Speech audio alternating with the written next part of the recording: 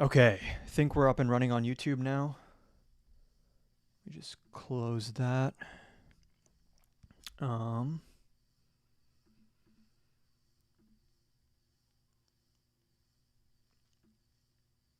okay, I think we're all up and running. Want to see if I can get some debates today. Ideally, we can at least do like 30 minutes of debates, an hour of debates. I don't know what the scene right now is like. It's been a minute since I've gone live, but we'll see. We'll see how bad the algorithm punishes me for. Um, we'll see how bad the algorithm punishes me for not being live for so long. But if we can't get any debates, then we can at least go over some of the recent news. We can talk about the White House correspondence stuff. I don't really care that much. It seems kind of like I don't know. It doesn't have, and this maybe is like insensitive or something. I don't really care. It doesn't have the same vibe as like the Butler thing or even the golf course thing. It's just like even the people that were involved, like even Trump was like unfazed. Um, and it feels like a very forced story in a way. I mean, I understand they have to cover this stuff because it's like, oh, someone tried to go after the administration and there was like no security there for some reason, which is very weird. But it's interesting how that has kind of subsumed the Iran war conversation. Do you think it's a hoax? No, no, I'm not. I'll say it's like it's harder to. I think conspiracy theories are like marginally more plausible under the Trump administration, but still overall, I like Occam's razor. Like I usually don't think conspiracy theories are going to happen, especially because these people are so incompetent that being able to pull that off is like a big feat. One thing that I found really weird though in the letter that the guy wrote, I'm blanking on his name. He said he's going to go after like all administration officials except Mr. Patel. And I was like, why? Like, that's just like sus. It's just weird. And why are you calling him Mr. Patel? Like, is this guy your boss or something? I'm being, a little bit, maybe I'm exaggerating the boss thing, but like that was weird to me. The security was weird to me, but I'm not at the level where I'm going to say it was a hoax. It is very weird. It feels very different than the Butler stuff. People that think the Butler stuff was a hoax, I've never bought that. I don't see that happening. I know the Biden admin investigated it as well at the time.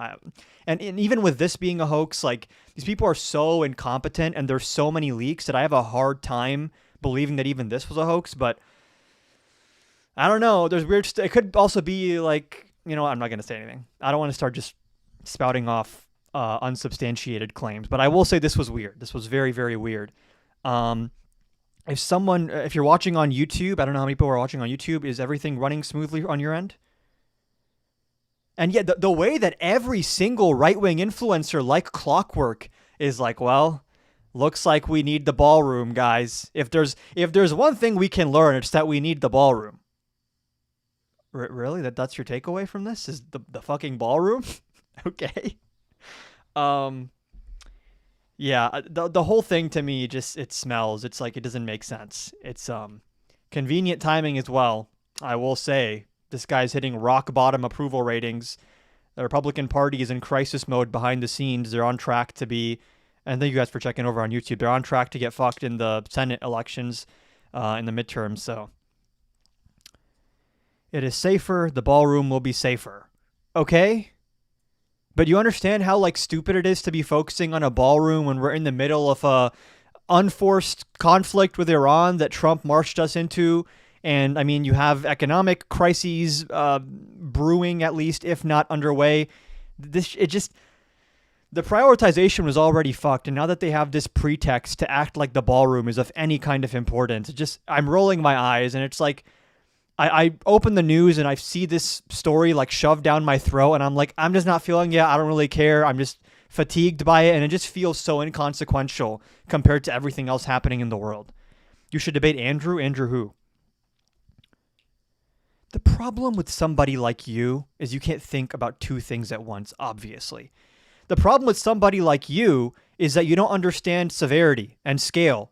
And you think that just because there are two things that exist in politics, we ought to treat them with the same level of attention and care and seriousness as if they have the same implications or the same stakes. And Joe, I don't think the ear thing was staged. And I think it's more plausible that this was something fishy happened there. But even when we say staged, like that can mean a million different things. So I also don't want to get flagged. So I'm gonna. And I think it's important to not just go off the deep end and go full tinfoil hat territory. So I don't know how far I would go on this situation, but I will say it's weird. The letter was weird, and it's something I want to look into more. But are you Mamdani's brother? Yep, long lost little brother. And I will push back and say I really don't think Butler was staged. I haven't seen any evidence of that. And I mean, the Biden admin was in charge at the time, and I have a lot more trust in the Biden admin's domestic investigation capacities than the Trump admin now, which the FBI is run by Cash. I mean, is it run by him, or is he just drunk most of the time? But this Q guy is what we call a keyboard warrior, or potentially a bot, because he's in the chat, he's not in the guest box. Even though the whole point of this live is to do debates, you'd think that if he has so much to say in the chat that he'd be in the guest box. We have multiple prompts up here, but it's okay. I understand that MAGA is in a weak position right now. They're not exactly standing on strong ground to be able to defend in any kind of debate. So the most they can do is get these bot farms to act like they are a bigger movement than they actually are, and then just say random shit in comments and in live chats without actually defending anything they stand for. So could you comment on the Mamdani bill? What is the Mamdani bill? I can look it up. Oh, man. Okay, so viewership is decent considering I haven't been live in a while. So Algo's not fucking me there, but just no guest requests, no debates. I figured that maybe the White House correspondent stuff, you'd have a bunch of these self-righteous people being like, you liberals, it's time to tone down the rhetoric. You've taken it too far now. Did everyone, oh my God, did you see Dana Bash on CNN talking to Jamie Raskin? I think it was Jamie Raskin. And she goes, are you Democrats, though, kind of inciting some of this violence with your rhetoric? And Raskin's like, oh, what's the violent rhetoric? And she's like, saying that the president is horrible and all these things. Huh? Saying that the president is horrible is now a call to violence? And I'd love to hear why the Iran war is brilliant from IG. I don't even know how to say that. If you want to hop in the request, this is a debate live. So you can stay in the chat if you want and cry, or you can hop on and we can have I'm sure, a very constructive, respectful debate about the future of the Middle East. I'd love for that to happen, but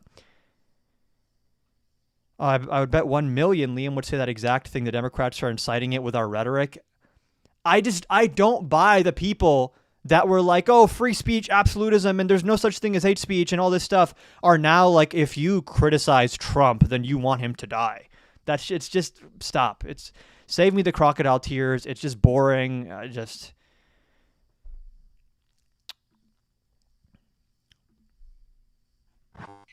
Hey, how are you? What's up? Can you hear me? Yeah, I can hear you. And how old are you? I'm 28. You're 28. And were you the one in the chat who was saying you support the Iran war? Yeah, it's brilliant. What's brilliant about it? It's an American first thing to do. That's We're like a closing down the slogan. I need strait. some substance of like, why is it America first? Yeah, I'll explain it. So the Hormuz Strait has been closed the majority of the time. Would you agree? Since we started this, yeah, they closed. Yes. It's the only leverage they have. Yes. Yeah, of course. So I know we have heavy crude, but we've been exporting our oil to the majority of the countries because Sure. the Hormuz Strait is closed. Okay. That's helping generate revenue for the U.S. You're saying government. causing a Wouldn't you global agree? energy crisis is good because then we can kind of like extort people into buying our oil? I mean, are we experiencing this crisis other than higher prices at the pump? Like, we Well, don't you're even saying get our other oil than from higher the prices Hormuz at the Strait. pump. I mean, it is true that the U.S. doesn't actually get energy from the Strait of Hormuz, but we're still affected by global demand and supply of energy, which is going to affect our domestic gas prices as well. And you're saying, okay, the U.S. might sell more oil. That's good for the oil companies, I'm sure. I don't know what that has to do with anyone else. Because then our oil companies can charge more for the oil. Again, though, like this is not America first. This is like oil companies first, maybe? Is that the argument? Do oil companies pay taxes to the U.S. government? Yes, right? Sure, but it's one sector of the economy, and it's not necessarily tied to the general well-being of the country. And also, like, if you cut out a want little bit. You to, said you know, what? Can boost you our repeat energy in some way, then Trump gutting the Inflation Reduction Act makes no sense because he gave China a massive advantage when it comes to solar and their investments in renewable energy. They're years ahead of us. And on top of that, this entire situation with the Strait of Hormuz, all this has done is give the hardliners in Iran a million times more political capital. Now you have these people in the IRGC. There's like 31 provinces, and the Vahidi guy who's like in charge of the IRGC. These are hardliners who do not want to negotiate. They were shaped during the Iran-Iraq war. They believe in like constant asymmetric warfare and like no compromise. How are we in a better strategic position because of this? I don't care. We'll keep the strait closed. It does nothing to Americans. What do you mean I don't care? I just gave you like 5 different strategic arguments. You're Keep saying I don't keep care. This the is like the strait Trump argument closed. of like, yeah, just vibes. No, keep their strait closed. We'll keep exporting our oil to India, Russia, and other countries that want it. And you're okay with we'll Americans paying make higher more gas business. prices and having inflation as a result? See, the reason why higher gas prices are at the pump is because of uncertainty in the Middle East. It's not even because of the oil. We don't get oil from Hormuz. Well, hold on. Every Even time if you people see get global oil from the conflict, it US, always increases. Even if people get oil from the U.S. at a greater rate, let's just grant that for a second, you understand that when the global supply of energy goes down, that affects global energy prices, right? Yeah, I understand that, So but I'm you telling agree you that the a reason certain why we're amount paying. of certain amount of supply has been choked off. Okay, but why are we paying more at the pump? It's not because we're not getting our oil from Hormuz. It's because I didn't say when that the it's not Middle because East we're has getting our oil. It's uncertainty. because we're affected by global demand for energy. And again, you're hyper focusing on energy, that's one aspect. Sure, we can talk about it, but you're ignoring everything else that goes into this, like all the foreign policy implications. We are now like less safe as a result of this. Iran has become a more irrational actor. What do you mean by irrational actor? How are we less Because safe? the clerics before in the They're Ayatollah, these were the demilitarized. people that were played a big role in the Iran nuclear deal, the JCPOA, and the previous Ayatollah was actually a supreme leader. The new guy, his son, is not really supreme leader. There's like an internal power struggle, and the IRGC is a lot more in charge now than they were a few months ago when it was more so the clerics. They're calling a lot of the shots. Even if we make a quote-unquote peace deal with their negotiators or their president, we don't even know that the IRGC is going to listen to them. And I don't care if they listen to them or not. They weren't even listening to our nuclear agreement. Yes, they were. No, they weren't. Do you know That what was their that was a enrichment level? failed Hold on. agreement. What was their uranium enrichment level during like the Obama administration and even like the first year of Trump, first time? 60%. No, it was under 5% at that time. They went up to 60%. This is a great point. I'm glad you said 60. They went up to 60% because Trump destroyed the JCPOA. And even then, they waited like a year. So yeah, when they realized, oh, the U.S. is going to back out of this deal and do this thing that Trump calls maximum pressure, killing Soleimani and doing all these things, doubling down on sanctions, then they doubled down on enriching uranium. Yeah. Yeah, but they were auditing their enriched uranium and giving them so much time in advance before they conducted those audits. It was a failed system, dude. How is it? You can't just say, Hold on. "Hey, It we're was an gonna imperfect test system. your I think enriched everyone agrees it was an uranium." imperfect system, but it was way better than them having 60% enrichment. No, I think it's way better that now they can't do anything. they can't do anything. No, because we're just gonna bunker bomb their nuclear facilities. I thought we already did that last year with Midnight Hammer. Yeah, and then we went back in. Why do we have to go back in if Trump claimed we already destroyed all the nuclear material? I don't know what the intelligence, whatever you want to call it, review was, but yeah, we had to go back in. I know. We said we back have last from year that it Tulsi was all Gabbard, right? decimated. Trump's own DNI testified that like they didn't really have any evidence that Iran was like imminently working towards a weapons grade uranium in any way, and we already know Iran has a strategy of, I think it's called nuclear hedging. They keep their enrichment high. They didn't actually really ever pursue a nuclear weapon. This idea that like Iran was foaming at the mouth, desperate to get nukes so they could nuke the entire world and make the human race extinct, that never really made sense in the first place. And now what you've done is you've backed Iran into a corner, and they're going to do asymmetric warfare, which is not really good for anyone, and it also burns a lot of bridges for the U.S. People hate the U.S. now. Yeah, but that nuclear agreement still granted them to build ICBMs. Like, why would they need to You're do saying that? the nuclear agreement allowed them to build ICBMs? Yeah, I didn't even touch up on that. Okay, nuclear ICBMs?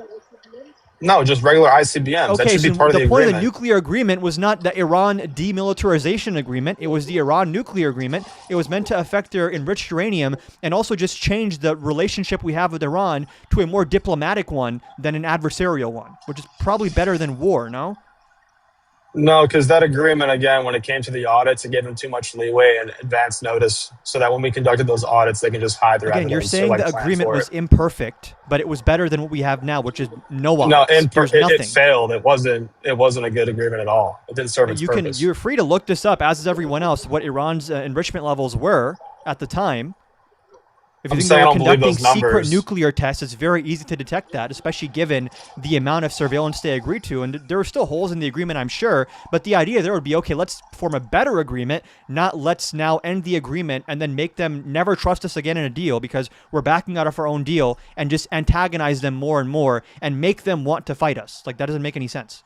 We backed out of the deal to make a new agreement, and they didn't want to. So then the force came into play. What was the new agreement Trump wanted to make when he backed out of the JCPOA? Trump wanted to make a new agreement with them because the current one sucked. Okay, what did he want to? What was the agreement Trump wanted to make in his first term that they said no, and then he pivoted to the maximum pressure strategy?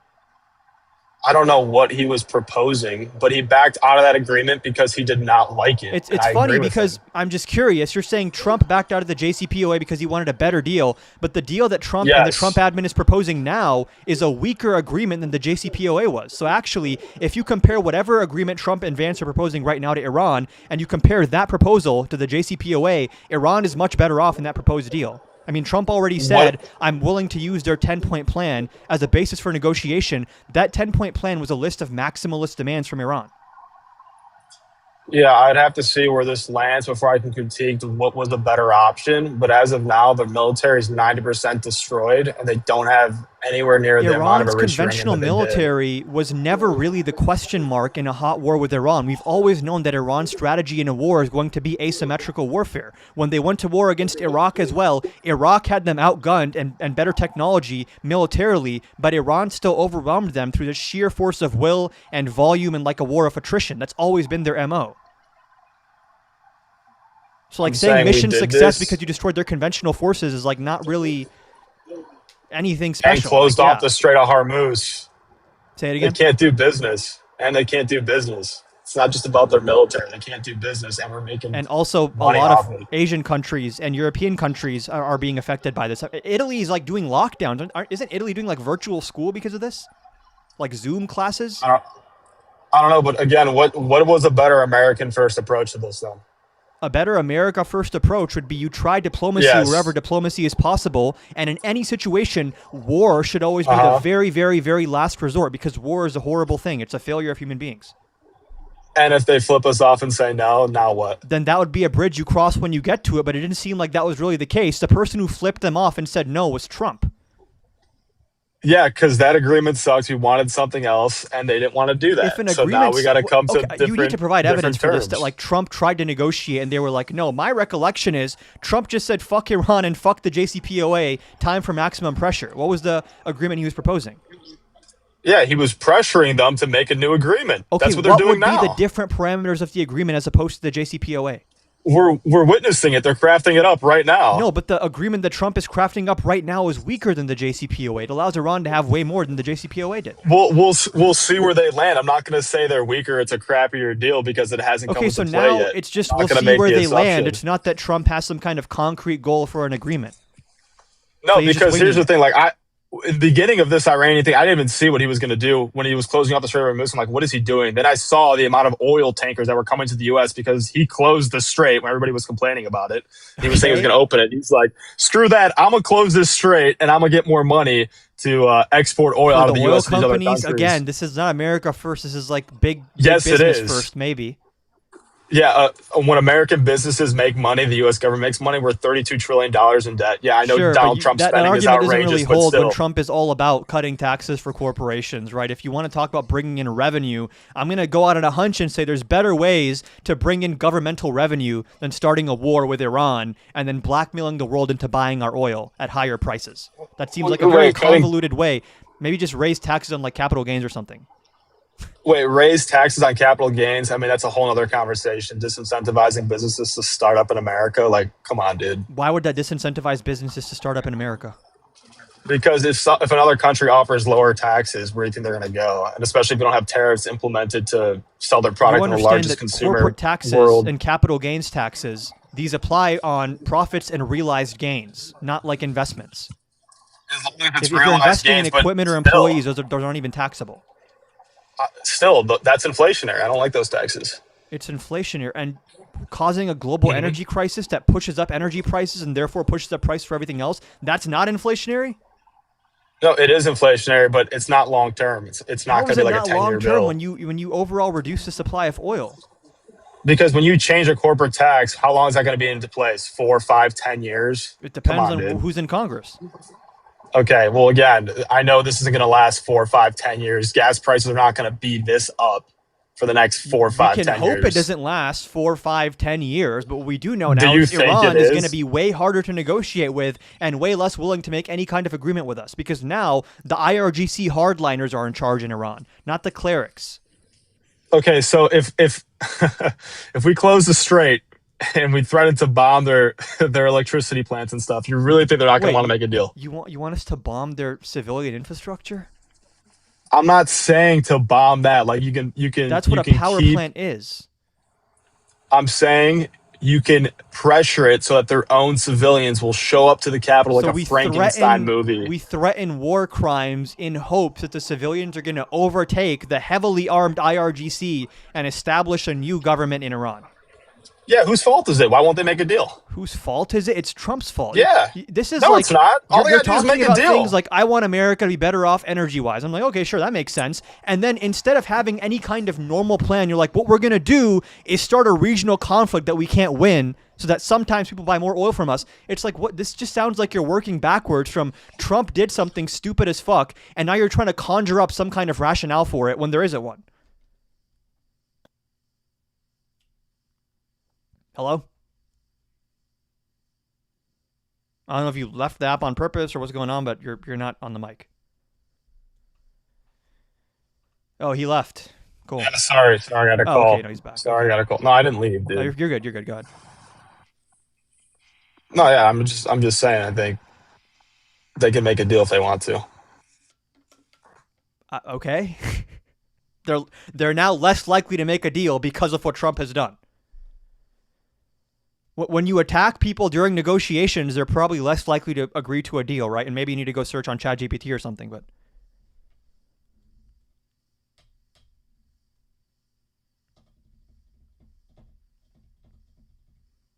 Also, just while he's, I don't know if he's searching on AI or he got another phone call or what, this idea that if we just threaten war crimes, that they're gonna capitulate to us. Trump tried that strategy. He said a whole civilization is gonna die tonight at 8 p.m. Eastern time, and then at like 6:45, he goes, Iran has sent a workable 10-point peace plan, and I'm gonna, refrain from attacking their civilian infrastructure. But that 10-point peace plan, Iran had already sent it 2 days before, and Trump already rejected that plan. Dude, he's saying it for market manipulation, dude, so the market comes down. Oh, that's so it's not only stupid and not strategic, it's also corrupt. True. Is that supposed to be a good thing? Getting phone calls. Yeah, it keeps prices down. It keeps the stock market uncertain. You understand that what you just said. You understand what you just said does not refute any of the strategic or economic points I've made. You just added another layer of criticism that he's also corrupt. It's not corruption to say something so that there's more market certainty, so American stock portfolios. You just said market manipulation, right? And we've seen that administration officials are making massive bets on Couchy and like these crypto sites, and that's a whole different conversation. You're even saying this is not actually about anything strategic; it's just market manipulation, right? This is Trump announces horrible shit on like a Friday night after the markets close, and then like Sunday night or Monday morning, he's like, "Oh, JK, I want peace." Dude, people do this all the time, man. It's not just Trump. And I'm against Trump. I mean, that's another conversation of government buying stocks. And other people in leadership in the government have said things to keep the public more calm down. Yeah, but you're saying, oh, he's trying to keep the public calm, but calm about what? A crisis that he created and the crisis that he can't manage. What crisis? What am I like afraid that like I'm not gonna be able to get food at my grocery store? What's the crisis going on? We're not in the crisis. The crisis is number one when energy supply goes down, global energy demand cannot keep pace with the lower supply. And what happens is you have places like Italy where you have literal lockdowns and they have rationing of energy. And then you have people in America who are paying, let me just finish, people in America who are paying higher prices at the pump, not to mention that over the coming months, those higher prices at the pump mean truck drivers are paying more, mean people that are spending anything on energy to transport goods and services, they're paying more. That increases inflation across the entire economy. And you're saying, well, some of the American oil companies might do better though. Yes, it's going to be inflationary for a little bit, but the benefit we'll get from this will be worth the minor inflation that we see. Number one, you're assuming it's minor. Number two, what is the benefit that we get from this that we couldn't have just gotten through like other methods that didn't involve a war? We don't have to worry about Iran having a nuclear weapon. We can make more money by exporting more gasoline. You think Iran and oil now to other poses companies. more or less of a threat to the world? Less. Really? Yeah, they lost 90% of the IRGC military. hardliners have way, way more political capital because the previous supreme leader is gone and his son has no clout compared to him.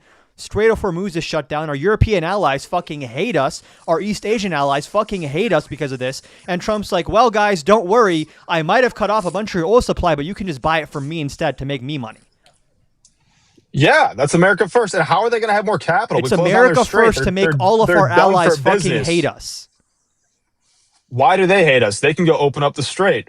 Honestly, they're next to Iran. Do they really want them to have ICBMs and nuclear missiles? You're saying why would they hate us when we drag them into this war that they wanted nothing to fucking do with and they have to pay the cost of it? Why would they hate us? So they were fine with them having a nuclear weapon?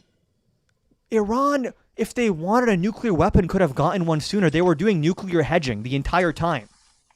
And again, they could have gotten one sooner, but what prevented them? That Iran, you never addressed this point that I made like 20 minutes ago. The whole reason that Iran even got to 60% is because Trump ended the JCPOA. And what do you mean? Their enrichment levels. It happened in like 2019 or 2018. Our NATO allies are going to hate us, really? For fucking their energy supply and then saying, oh, don't worry, guys, just buy our more expensive energy. Dude, they treat us like crap. They don't even pay the GDP percentage required to stay in NATO for military defense. We take care of the whole goddamn thing. Okay. Come on, dude. They've been shafting us for years. Wait, they've been leaning on us for way too long. America having military presence in Europe, America is getting the short end of the stick there by having influence? No. The rule is you have to put, is it 12 or 15% of your GDP in the NATO defense budget? Number one, that percentage. Only 11 out of 33 countries the NATO contribution percentage. The NATO contribution percentage has been trending upwards. And number two, the idea that because you're not happy with their dude, let me just finish a point. And you haven't addressed a single thing I've said, by the way, where we just keep pivoting. We just keep pivoting to every single sidestep you bring up. You haven't addressed a single point I've made, by the way. Dude, only 11 countries out of 33 buy into that defense. Calm down for a second. Why not? How come only 11 countries hit that key point? The idea that we antagonize our allies because you're not happy with their NATO contribution, how does that make us better off exactly? No, I'm telling you, why do they only put 11 countries out of 33 hit that metric for NATO defense? Why? That's not relevant to what we're talking about. Why? Why do they do that? Why are you changing the topic? You haven't addressed a single thing I've said. You're telling me we're pissing off our allies. I'm telling you, they've already pissed us off. Okay, so just be clear. Then you're saying fuck our allies. Just say that. You can't have it both ways. Just say you hate our allies. Like, what is the goal here? No, they did it through their actions. Why are only 11 out of 33 NATO countries putting into the NATO defense? Why? You can't just sidestep every single argument I make and ask rhetorical questions. No, it's a valid reason. Why do they only sidestep every single argument I make and ask rhetorical questions? It's not a debate then. It's not a rhetorical question. I'm asking you, why do you think they do that? You're pivoting from the topic at hand. It's a simple question. And it's a pivot. It's not a pivot because you're saying, why are we pissing off our allies? And I'm telling you, what do you mean? They've already pissed us off. Look at their actions. You're trying to have it both ways. You went from saying we're not pissing off our allies to actually fuck our allies anyway. So which one is it? Okay, here's my thought process. How can we be pissing them off that much when they've been leaning on us for so many? Yes, it's a combination of both. And here's my answer. Should we strengthen or weaken our alliances? As of now, we should leave them. Okay, so we should weaken them. You weren't saying that earlier. You just changed your position.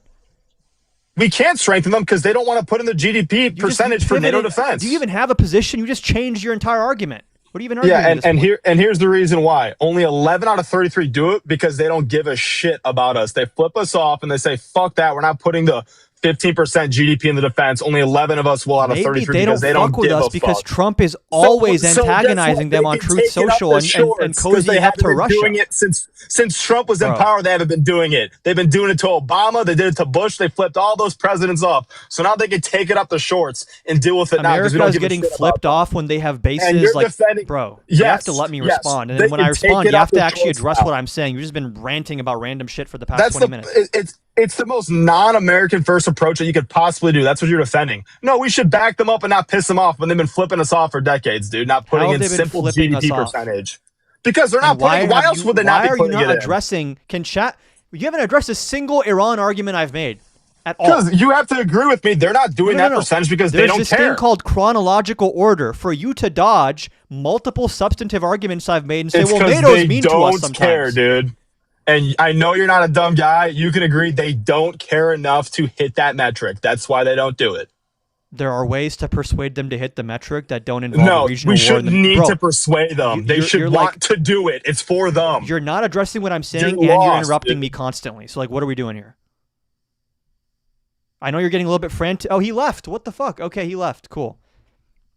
Cool. Hopefully we can get some more debates. If you're enjoying the live, make sure you double tap and follow. Epstein raped Trump supporters. Okay, cool. Any more guest requests, or is that it? No more debates? Nice. Very cool. No one here who wants to cry about, oh, the left, you guys were mean to Trump and that's why someone tried to unalive him. How dare you? Nothing? Oh, man.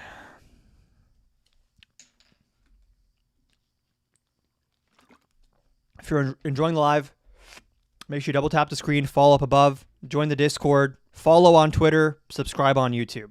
Doing good, liberal, doing fantastic. Doing the best. Please look into the Mamdani bill. It's a dystopia bill allowing for Marxists to be deported. Oh, that's not the Mamdani, but you're talking about that one Republican guy who was like, he wants to denaturalize people who have like troubling beliefs. And this George guy, let's place bets. This George guy in the chat, is this a bot or a coward? Because he's not in the guest request, so it's one or the other. It's a bot or a coward. What are we thinking about this George guy? Yeah, bot or coward? Where have you been? Working on videos and working on. I'm moving soon, so I've been doing a lot of stuff that has been taking up some of my time. But I'm going live more often this week for sure. Although going live more often doesn't mean much if there's no one who wants to debate. So we'll see. Oh, he named it the Mamdani bill. Interesting. It's so funny how the people that were like free speech, small government warriors now are like all about just straight up oppression and violation of rights. They're coming for your free speech. They're coming for your guns. Oh, who's the president in the last 20, 30 years to actually have a federal court decide that they intentionally violated someone's free speech rights? That was Trump. Or their due process rights. That was Trump. It's just such a joke. And you saw it with the last debate. They don't have a position. They will change their position in real time to match whatever they have to say, to slither out or slip out of whatever corner you back them into. Host, all you do is overtalk everyone. Okay, so I think he's a coward, not a bot. Seems like a coward. Most likely. Is there no one left in MAGA who at least has like the testicular fortitude to just request? Do all of them just cry? Man, it's so boring, dude. It's like they were so like, oh yeah, rah Trump, and they just now they have nothing to say about anything.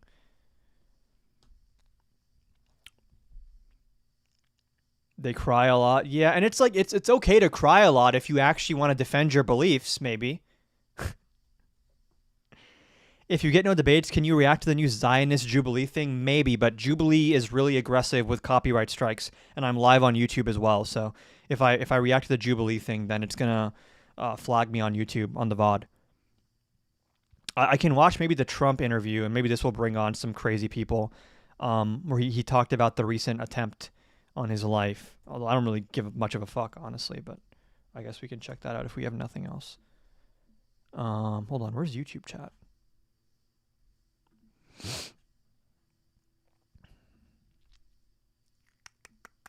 Staged. I don't know. Maybe. It's definitely weird. 60 minutes overtime. 1 second. On the YouTube end, are you guys hearing my audio from my laptop properly? I need to change my output to my headphones. It's coming through my speakers for some reason.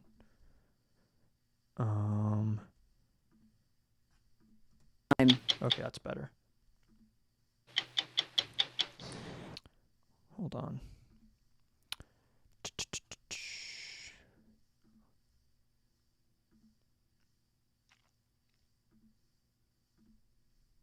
Okay, on TikTok, can you all see this? And on YouTube, can you all see this? I'm going to plug my laptop in real quick. President, thank you for doing this. Thank you. I'm glad you are safe. I am glad that everyone is safe. How are you doing?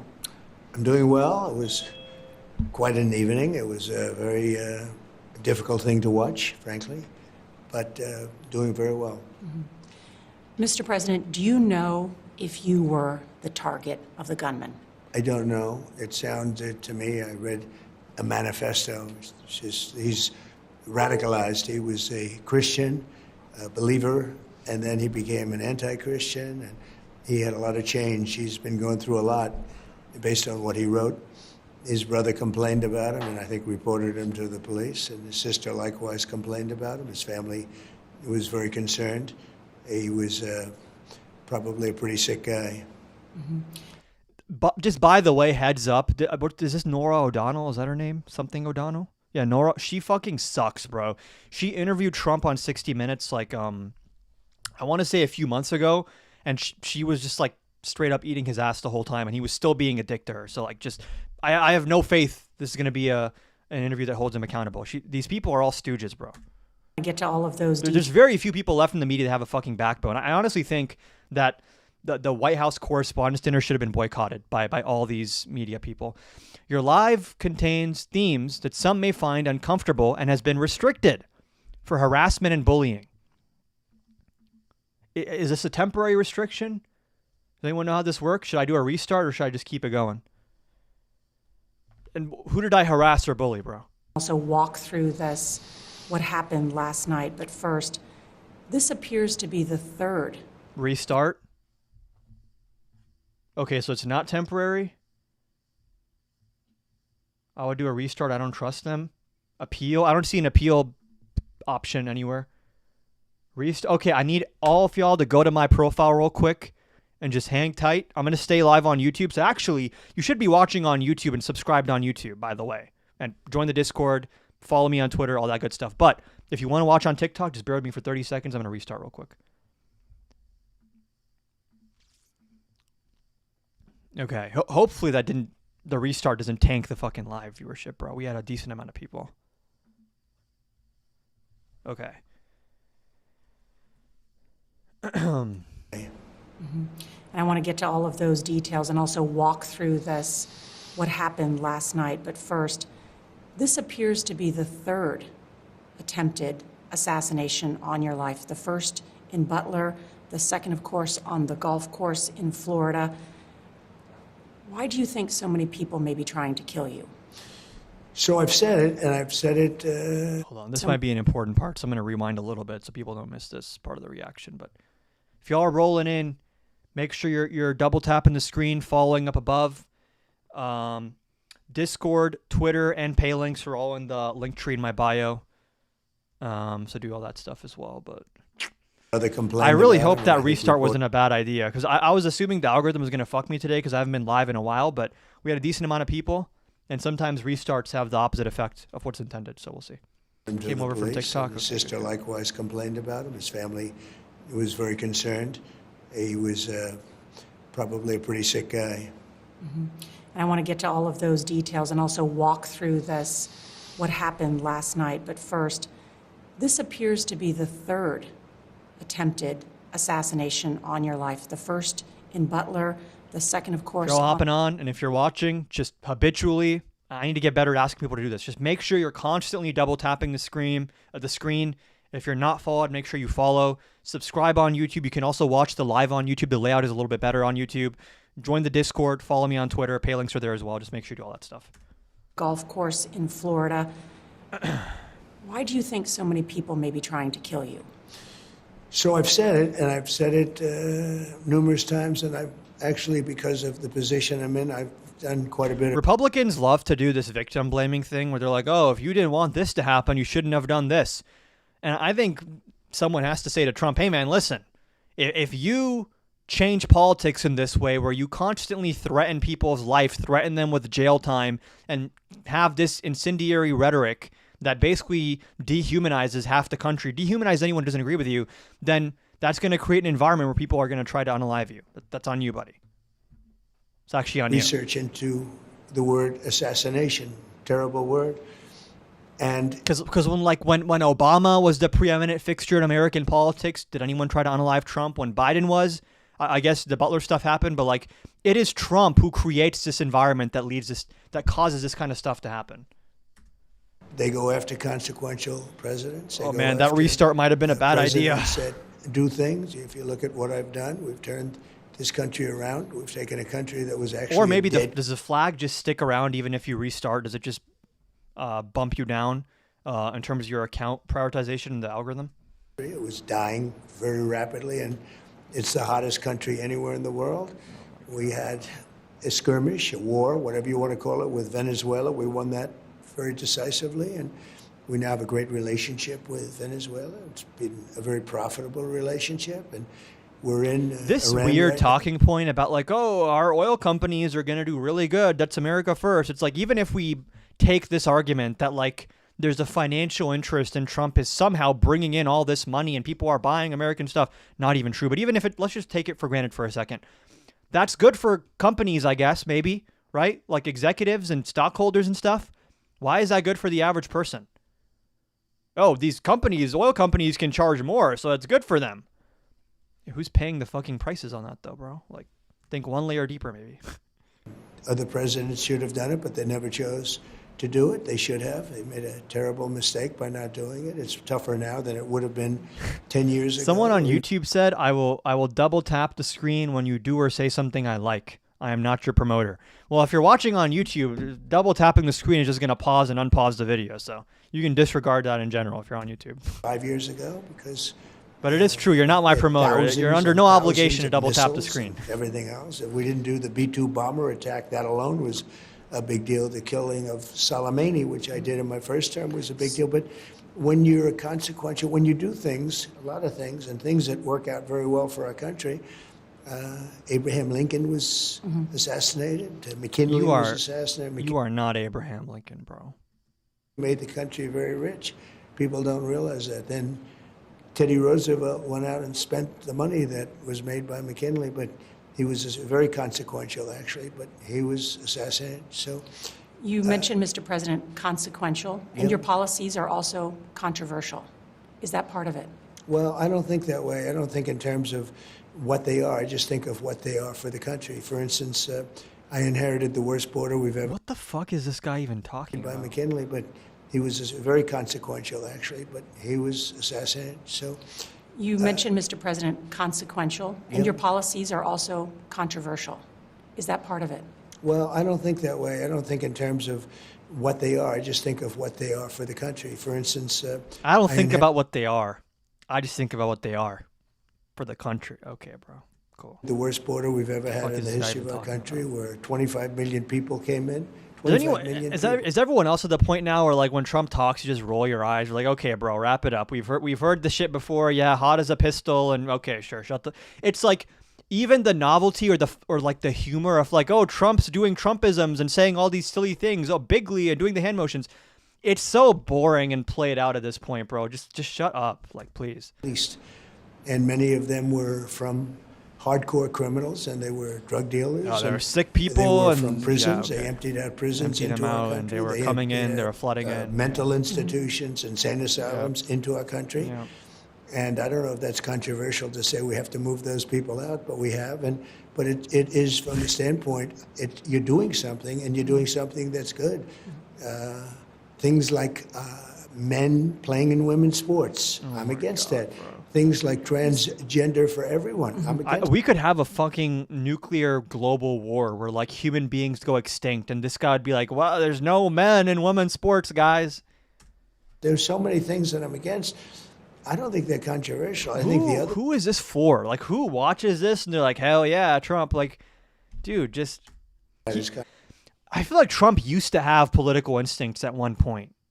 He was able to like read the room and have some kind of, I don't know if charisma is the right word, but like you compare this to like a 2016 interview, he was just sharper and quicker and at least sometimes funny. This is just boring, bro. Controversial, but I do. And I feel like he has a lexicon. He's like an arsenal of like 30 or 40 sentences and phrases. And the most novelty you get from him is like he changes up the order sometimes. And I get things done. And, you know, we're respected now as a country all over the world.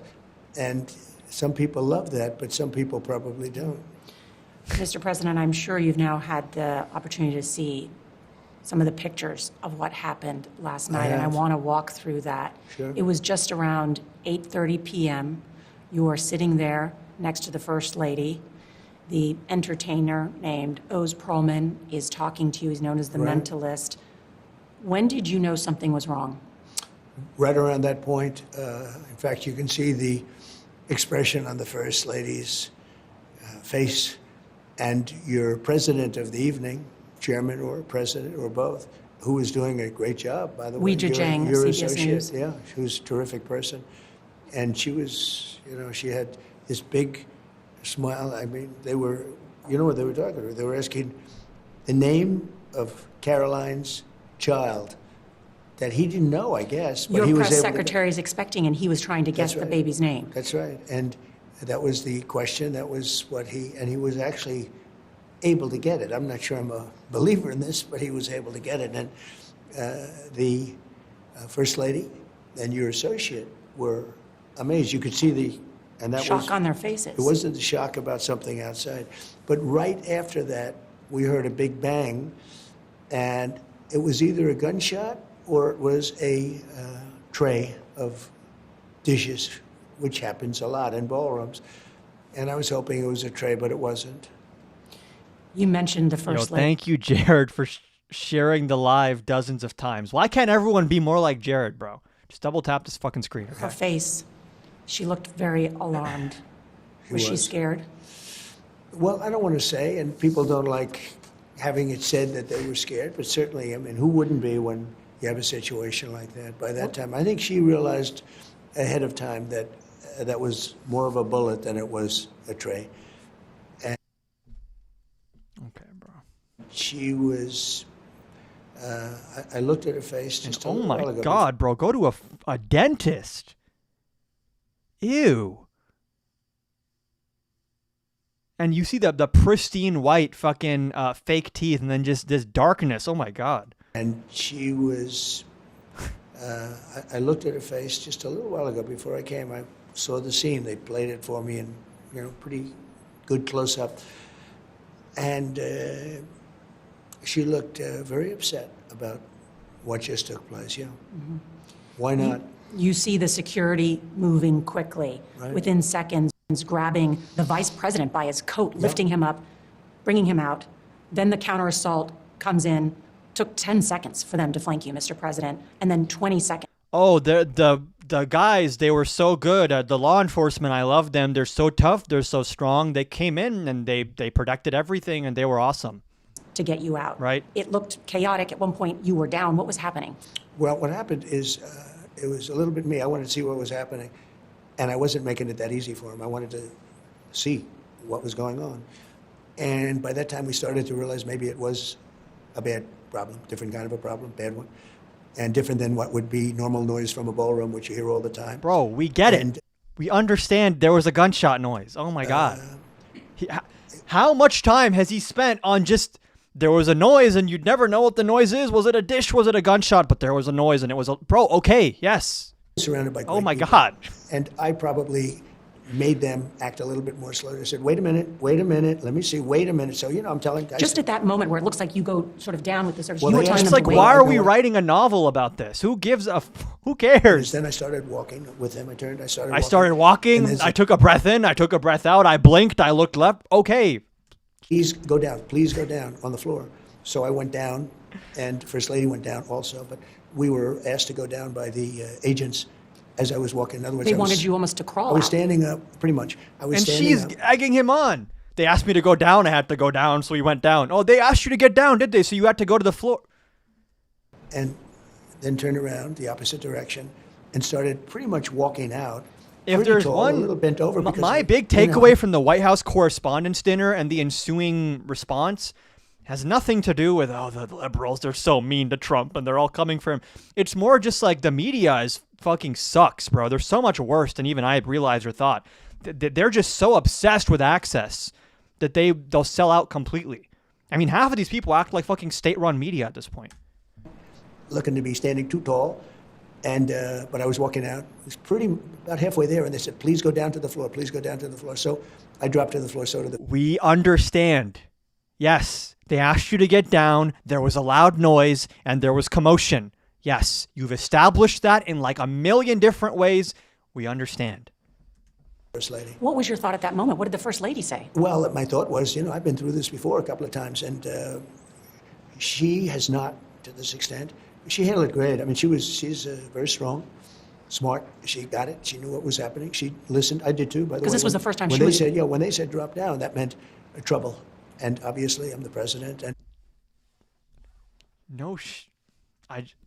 I listened. When they said drop down, it's just it's not like a dance party. It means you're in trouble. They said, "Please drop down, sir. Please drop down." So I was walking halfway, and Am I being like, am I just being too irritable about this? Is this not like extremely just, bro? Yes, okay. dropped down at the final because we had a little ways to go where you're exposed to the ballroom surroundings. And then I got up and we went to a hold room for a while, and I tried to get them to continue the event if possible. You wanted to go back in. I did, I really did, because I don't like to have a criminal or a sick person or somebody, whoever he is, you'll figure it out. I mean, I think we're already figuring out he's a man with a lot of problems. But you don't want to have somebody like this, essentially attacking our Constitution, attacking our country. Oh changing yeah, it. this guy cares a lot about attacking the Constitution. This is the guy who's been adjudicated to have intentionally violated people's First Amendment rights, their due process rights, who said we should terminate the Constitution. He who saves his country is above the law. But if some random dude like bum rushes him at a hotel, it's an attack on our Constitution. Oh yeah, sure. Events that For sure. It's an important event. It was a very A night important- celebrating the First Yeah. Amendment and the That's freedom right. of the press. That's right, exactly. And Fuck this woman. Matt, What is it her was a name? very- A night Nora O'Donnell? celebrating- Wait, I'm just joking, TikTok. I don't want to get harassment and bullying flag. This is a great woman, strong, independent woman, great journalist, whatever, sure. But like these journalists that have just been glazing him saying, oh, sir, they're all out to get you, and the left's rhetoric, we can agree in this country, but it's all just about coming together and sharing free ideas. Bro, shut up. Just stop. The First Yeah. Amendment and the freedom of the press. To be there, like, oh, yes, sir, we were there with you to commemorate the First Amendment after you threatened to put all of us in jail and had the FBI raid a bunch of journalists' houses and threaten people and sue people and put people in, like Mahmoud Khalil in cuffs for expressing their opinion. We were just there to honor the First Amendment. and this was a record setter. I mean, this was a very big. That dinner had some problems for the last 9 years, and I didn't help them. And this time I went. You And need to stop and listen to this, then make commentary. I've heard it. It's worth listening to. Maybe I'm crazy. I haven't heard much so far. Maybe, that we're only 9.5 minutes in, but so far it's just been, oh, they told me to get down and I got down and we had to get down because the noises were loud and it was loud and we got down and I looked left and Melania also got down. And when you get down, it's not like getting down to dance, it's like getting down because something bad is happening. But I'll I refrain. felt really good being I'll there. be quiet. It was a great camaraderie. I wasn't sure what the response. It was, a lot of press, a lot of media. And when I walked in, I got a very nice applause. I wasn't sure. I said, told my wife, I said, I may walk in and they may give me a hard time, or I may walk in, let's see what happens. And I walked in and got very nice, I think they were happy to see me there, actually. And I can tell you, there's the biggest impact that I saw in the entire evening was, and I say this being somebody that's Democrats had a lot of, well, let's say we've argued a little bit to get things that I want done. I fight for a border, and they fight for an open border, and we have a lot of differences. You've had some tough words for the press in the back. There was tremendous.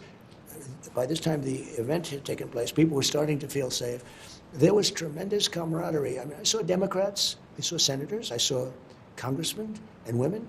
I saw people that weren't necessarily on my side from the other party. Mostly, pretty much the Republicans are on my side, so I'm not that surprised. And they were going, way to go. There was spirit in that room. I mean, it was like the whole country was together. It was pretty amazing. It made a big impression. It was very nice to see. Do you think this will change your relationship It's with so the press? crazy how much the media in this country just cucks themselves. They want access to Trump, and they allow him to verbally berate them and insult them and basically spit in their face. And they're like, "Oh yes, sir, you're so great, sir. Can we talk to you, sir? Just 5 minutes of your time, sir." Well, look, for whatever reason, we disagree on a lot of subjects. Like if we lived in a normal country, that fucking, I don't know, hotel, ballroom, whatever, would have been empty. It would have been Trump, the Trump admin people, and then like, I don't know, OAN and Newsmax. How many of these people that were at the White House Correspondents' Dinner were the same news companies that walked out of the Pentagon when Hegseth clamped down on free speech, which the court ended up reversing that, I believe. But like, these people have all been under direct assault by Trump, and then they're like, "Oh, sir, there was such a spirit of free speech in the room, and we all came to." It's like, bro, shut up. About crime, I'm very strong on crime. It seems like the press isn't. It's not so much the press; it's the press plus the Democrats, because they're almost one and the same. It's like the craziest thing. I have the strongest border we've ever had in the country. Where, as you know, it said 0 people for 9 months came into our country through our southern border. We have a very tough border. Before me, 25 million people came in. I mean, whether it's 20 or 25 or 30, but they say 25 million people came in. Who? 0 people. We have people coming in legally. Who is they?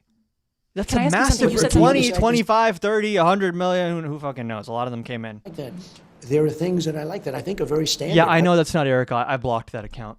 I want women to be able to play women. I don't want men in women's sports. And for whatever reason, the other side likes men in women's sports. So when you say Yep. get along, We That's the love other it. side. We That's love not I don't the think I could press. ever. No, but I don't think I could ever change. I'm itching to feelings see on- Dwayne the Rock Johnson go to like a little girl's softball game and just attack everyone. Like, what does he think this certain is? policies. I want. They strong want to see orders. men, and they really want to see men in women's sports. Okay, bro. Yeah, Want open borders. I don't even know what that means. There's such a difference. Can I ask you, Mr. I President? You will said say this though. After the event, meaning it looked like things were good. We knew he was caught. I was given the information immediately. There was a camaraderie that you just have not seen in a while. It's very nice to see. the President, you, Mr. President, the Vice President, the Speaker of the House, the Secretary of State, Secretary Hegseth, almost the entire line of presidential succession Yeah. was in that ballroom. Who was the designated survivor? Well, first of all, I have to say, it's not a safe ballroom. I'm building a safe ballroom. And one of the reasons I'm building it is exactly what happened last night. We're building a room right there. If you walk out and move 20 yards to the left, you'll be right at the entrance to the ballroom. And that ballroom is being built on the safest piece of property in this country, probably one of the safest pieces of land in the world. We have But that's the White House. The White House Correspondents' Dinner can't use White House property. It's able to be used by certainly the White House. It says the White House Correspondents. Well, that's the White House press. I'm sure that it's available. It's up to the president, but that would be made available. And this has bulletproof glass. This has, this is the highest level of security. Also, very importantly, I could have built suites on top. I could have done a lot of things. And I said, no, this has to be pure. This has to be where people stay off property. And they go through one very impactful, very strong entrance, one very powerful entrance. There's no games with this. This is the best, highest. This has all sorts of security equipment at levels that you could never have in a regular ballroom. A lot of the stuff Trump says about this ballroom, I feel like defeats the purpose. He's like, oh, there's this big secret underground area that like no one knows about. Okay, dude. And we're ahead of schedule. We're right on. Like you'd think if you're gonna make this ballroom that is like so fortified and there's a trap door under the left toilet seat and like all this stuff, why are you telling everyone that constantly? Like, okay, bro. Ahead of schedule. I wish it could be even sooner, but we're months ahead of schedule. But it doesn't open till 28, so that means you have another season and a half to go. Right. But This is exactly why the military, and this is exactly why Secret Service and all law enforcement want it, because you have maybe 1,000 hotel rooms above the ballroom we were in last night. And I'm not knocking it. I'm just saying in terms of maximum security, it's not the best thing. You can do it, but you can have problems like this. They have an elevator that comes down from the rooms. It's very close to the ballroom, which makes sense. So we're doing something that's going to have a tremendous impact on solving this problem. In that video, you can see the gunman running through the metal detectors, and he fired off 1 or 2 rounds. His speed was rather incredible, actually. He was like a blur. How did he get that close with the place swarming with security? I will say, look, I say it because I'm a big fan of the people of law enforcement. And, you know, some of these... Except the out-of-control rogue cop who shot Ashley Babbitt on January 6th. Except all the DOJ investigators who were part of investigating his multiple crimes on a federal level. Except those ones, right? He's a big fan of law enforcement that act as his personal foot soldiers. That's what he means by law enforcement. Well, they may be crazy, but they're not stupid, and they figure things out. He ran 45 yards, they say, and he just went to it, and then, boom, he popped through it. A thing like that could happen. I would say this, having the equipment on the outside of the building maybe is better than having it on the inside of the building. Sometimes that's tough. Sometimes it's horrendous weather. Sometimes it's pouring, it's raining. Lots of things happen. But maybe last night was actually quite nice. The weather was beautiful. So maybe something like that has to take place. I can only say that from the moment they realized that he was, I mean, he ran like, I think the NFL should sign him up. He was fast. When you look at it on tape, it's almost like a blur. Right. But it was amazing because as soon as they saw that, you could see them draw their guns. They were so professional, aimed their guns, and then they took them down immediately. The doors were sealed, the room was sealed, the ballroom itself, where the people were, and they really, I think they did a great job. I was in the room, not far from you, Mr. President, could hear what sounded like gunshots or commotion. Right. People nearby could smell the gunpowder. Everybody hit the floor. There were a number of people. And when you say hit the floor, we're not talking about the dance floor. We're talking about they told me to get down, and I had to get down so low. I got down. Very, very scared. Yeah. How worried were you that there were going to be injuries? I wasn't worried. Yeah, he's like, I didn't give a fuck. Injuries? If I'm okay, like, who gives a fuck? Injuries, who cares? We live in a crazy world. Yep. You can really enhance your chances of having a perfect situation, but sometimes things will happen. I did want to see what was happening because, you know, I'm the president. In one way, I guess I should be hiding. In another way, I want to see if I can be helpful. But I did watch because I could see what was going on at the door. I also saw a lot of very strong, physically strong. Oh, shit. We got Mason in the chat. What's up, Mason? What are your thoughts on Rudy Rockman? That name sounds familiar. Is that the guy who was in the Surrounded that just came out? Or am I mixing up names? I'm not super familiar with him. I saw a clip of Evan cooking the fuck out of him, though, on Instagram. Yeah, I still have to watch that video. I was considering reacting to it on stream, but Jubilee is like hella aggressive with copyright strikes on YouTube, so the VOD would probably get muted. But really attractive law enforcement people come through those doors. And frankly, it made me feel very safe. See what was happening because, you know, I'm the president. In one way, I guess I should be hiding. In another way, I want to see if I can be helpful. But I did watch because I could see. Yeah, you know, when there's an active shooter situation, what is your first thought? Can Donald Trump help? How can this? He's agile. He's quick. He's trained. Sir, go that way, sir. Protect us. Going on. Great idea. I love this idea. I also saw a lot of very strong. You know, I think we can. I'm not gonna. Physically strong, get the live taken. Really attractive law enforcement people come through those doors, and frankly, it made. Did I miss what? Okay, they were so attractive. I also saw a lot of very strong, physically strong, really attractive law enforcement people come through those doors, and frankly. Okay, bro. Made me feel very safe. Very, very safe. Like, oh, they were so hot. They were all 10s. You know, if they were 5s, I wouldn't be a huge fan, but a bunch of 10s. And this was at the very back of the ballroom, looking at the back of the ballroom. The counter-assault team that comes in. Yeah, they were very impressive. I think they were very impressive. I think the whole operation was. He had this weird fixation about like, oh, you're straight out of Central Casting. You're so hot. I love hot police officers, hot soldiers. Okay. You could say is maybe they could move that counterpoint out deeper. In other words, move it to the outside of the building. Let's talk about that. Mr. President, I wonder how much has the Secret Service and the FBI briefed you about this suspect, Cole Thomas Allen? Have you read what a senior U.S. official is describing to us as a manifesto? Yeah. Did you know that he emailed it to family members? We found all of that out this morning. Right before the attack. Yeah, we found that out this morning, and the family members were concerned. I think the brother called up the police. I think the sister may have called the police. The parents were rather devastated. He lived with the parents. I saw the parents last night on television opening the door. I assume that was his parents.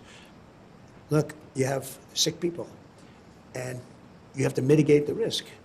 But some of these sick people, it's amazing.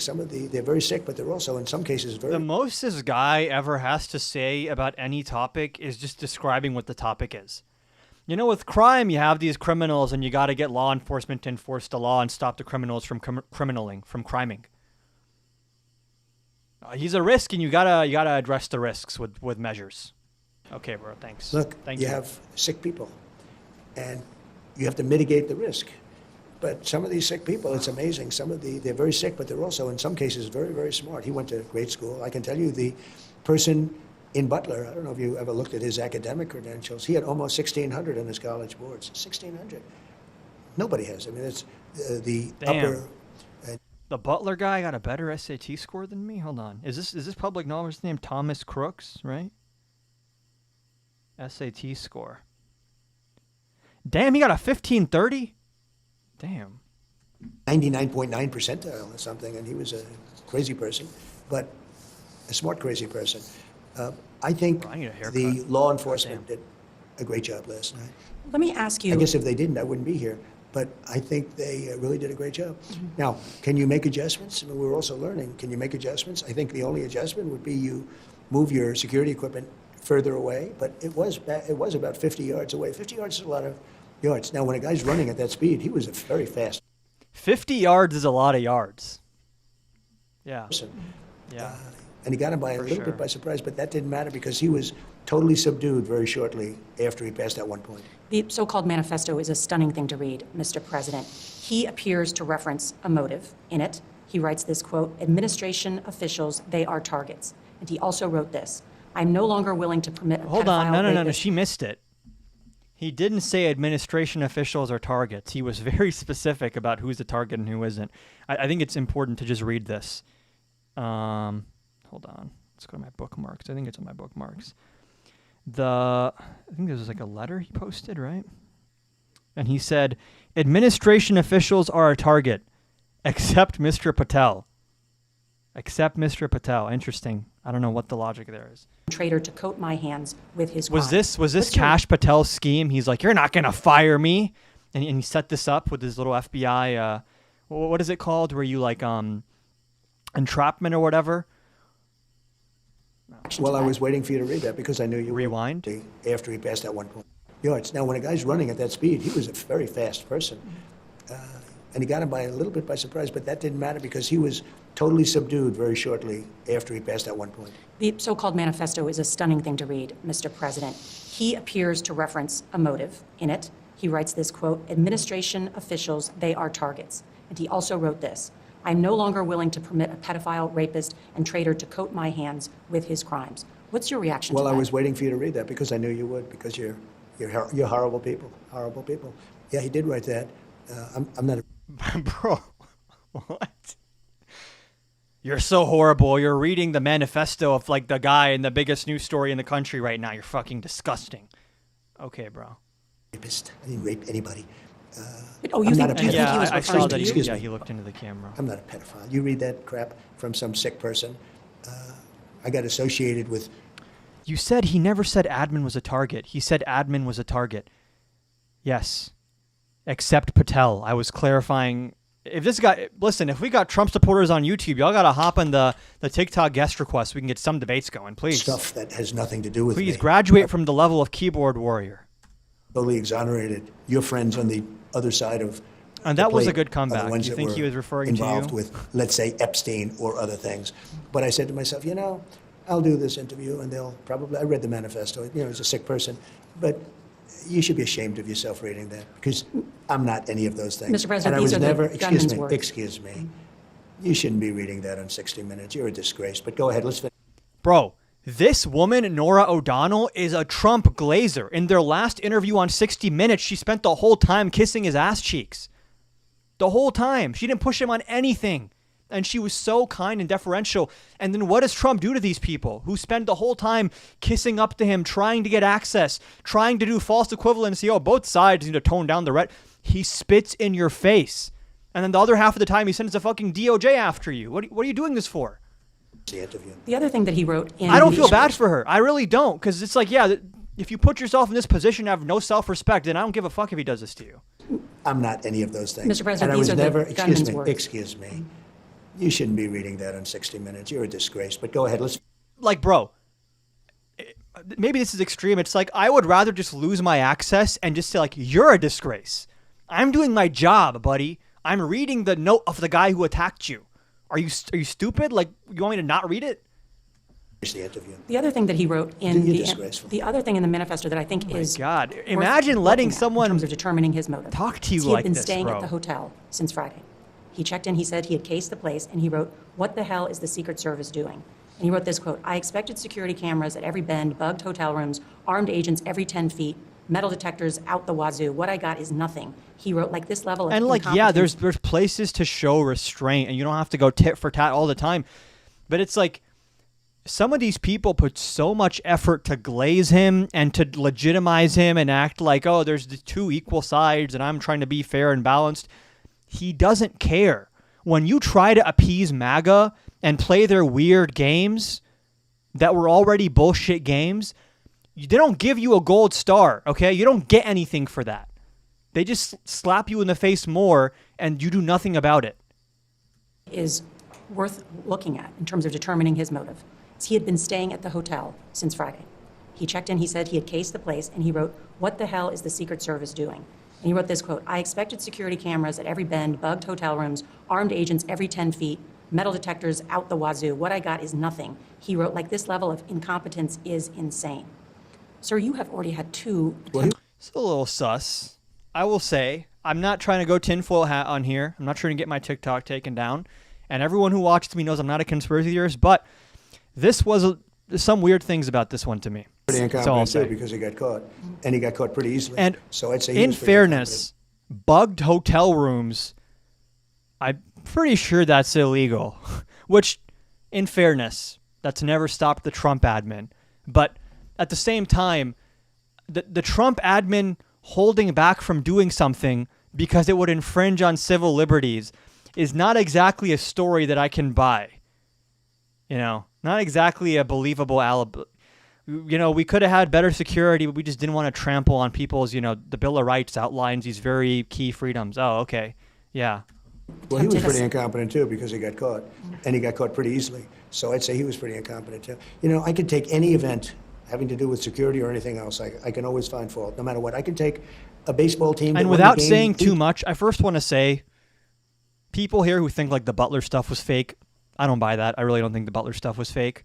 This stuff is a little more suspect to me, but I'm still not going to go as far as to say it was like a false flag or some shit, because it's a very high standard of evidence to meet there, and also these people are extremely incompetent. But I will say, it's one thing to orchestrate a fake situation. I'm just talking in generalities here. I'm not making any claims. I'm just saying things. It's another thing to like allow something to happen. You know what I mean? That's all I'm going to say. ...to nothing and say they should have played better. Those guys did a good job last night. They did a really good job. Now, do they make adjustments? They do. They learn. They make adjustments. We're living in a different world with the internet. And also, with secret operations done by the government, there is an element of like how much is the president personally being told versus cabinet people doing stuff. That we had years ago. But even years I'm not ago, going it to was say very it. dangerous. I don't want to just speculate ask too much. Honest Abe Lincoln, pretty dangerous. And but we are living a very, you know, the internet, I think maybe more than anything else, it's radicalized some people. It's made people mentally sick. Oh, yeah. Also, it's such a shame how people on the internet, they're just radicalized and they've become so sick. I wonder what kind of like socio-political and cultural movement has risen to prominence in the last 10-ish years that has coincided with the rise in crazy people on the internet and like extremist rhetoric and sick people. I wonder what precipitated all that. I wonder. Great thing. It's a phenomenal thing with a leader in it. I'm gonna use the bathroom. Be right back. It's a great thing, but Lock in. find problems. Double tap live. But it's a different age. It's a very different time. I mention that because, again, as his motive, you brought this up, he had social media accounts that had anti-Trump and anti-Christian rhetoric. You should read. Why don't you read all the anti-Trump? Why don't you read it? You just did, so why don't you read it?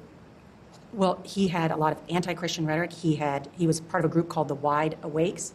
He had attended a No Kings protest in California. No Kings, yeah. What did security tell you about what may have been his motives? The reason you have people like that is you have people doing no kings. I'm not a king. What I am, if I was a king, I wouldn't be dealing with you. No, I'm not a king. I get it. I don't laugh. I see these no kings, which are funded just like the Southern Law was funded. You saw all that. Southern Law is financing the KKK and lots of other radical, terrible groups. And then they go out and they say, oh, we've got to stop the KKK, and yet they give them hundreds of thousands and even millions of dollars. It's a total scam run by the Democrats. It shows you that, like Charlottesville was all funded by the Southern Law. That was a Southern Law deal, too. And it was done to make me look bad, and it turned out to be a total fake. It basically was a rigged election. This was a part of the rigging of the election, and that's what you really should be doing. I mean, I hope one of your 60-minute episodes, which really hasn't changed very much from the last few years, I'm surprised, but one of those episodes should be on Southern Law and the fact that they spent millions and millions of dollars on absolute far right and just bad groups. And then they'd use those groups and they'd say, these are Republican groups and we're coming to your rescue. And they're the ones that have funded it and they're the ones that keep them going. Pretty sad. Do you think it's pretty sad, Nora? The allegations and the indictment They're laid not just out allegations. It was an indictment These laid are out. facts. Did I miss anything worth going a little bit back for or not really? I mean, they have checks to the Ku Klux Klan and many others, and then they're saying how bad they are and blaming the Republican Party and Republicans. These are not just allegations, but go ahead. Well, as you know, sir, you've been accused of things and were able to go to a court of law and adjudicate them. So allegations and indictments. After 5 years, it's true. It takes you about 5 years. I do want to talk about that. Well, I've also won a lot of money from fake news media where they write falsely about me, and not that I want. And then you threatened them. The President of the United States launches civil suits against them. I wonder why they would settle. It's almost like there's policy and regulatory capture that they are now beholden to because, like, the way he frames this, and people act like this too. You see how many settlements Trump gets paid? This is a flex? That he's, like, blackmailing companies with his position of power because his ego got hurt? Okay. People because I don't. R.I.P. Charlie says, let me debate. Is this even going to be a real debate or is this going to be fucking... Okay, let's see. Let's see if this guy's a real person. I'm betting either N-word or some kind of dubstep Epstein thing, or let's see. Hey, how you doing, sir? I'm good. How old are you? 19, born in 06. 06. And do you disagree with any of the prompts on the screen right now? Yes. Which one would you like to debate? He's the most corrupt president in modern history, Adam. Okay, why do you disagree with that? Well, I wouldn't call him corrupt. I would call him smart when it comes to the stock market. When we talk about how much money he has in oil reserves, You're and trolling right now, or I'm not trolling. what are you giggling about? Hey, stop whispering in my ear and don't give me a wet lip. Okay, bro.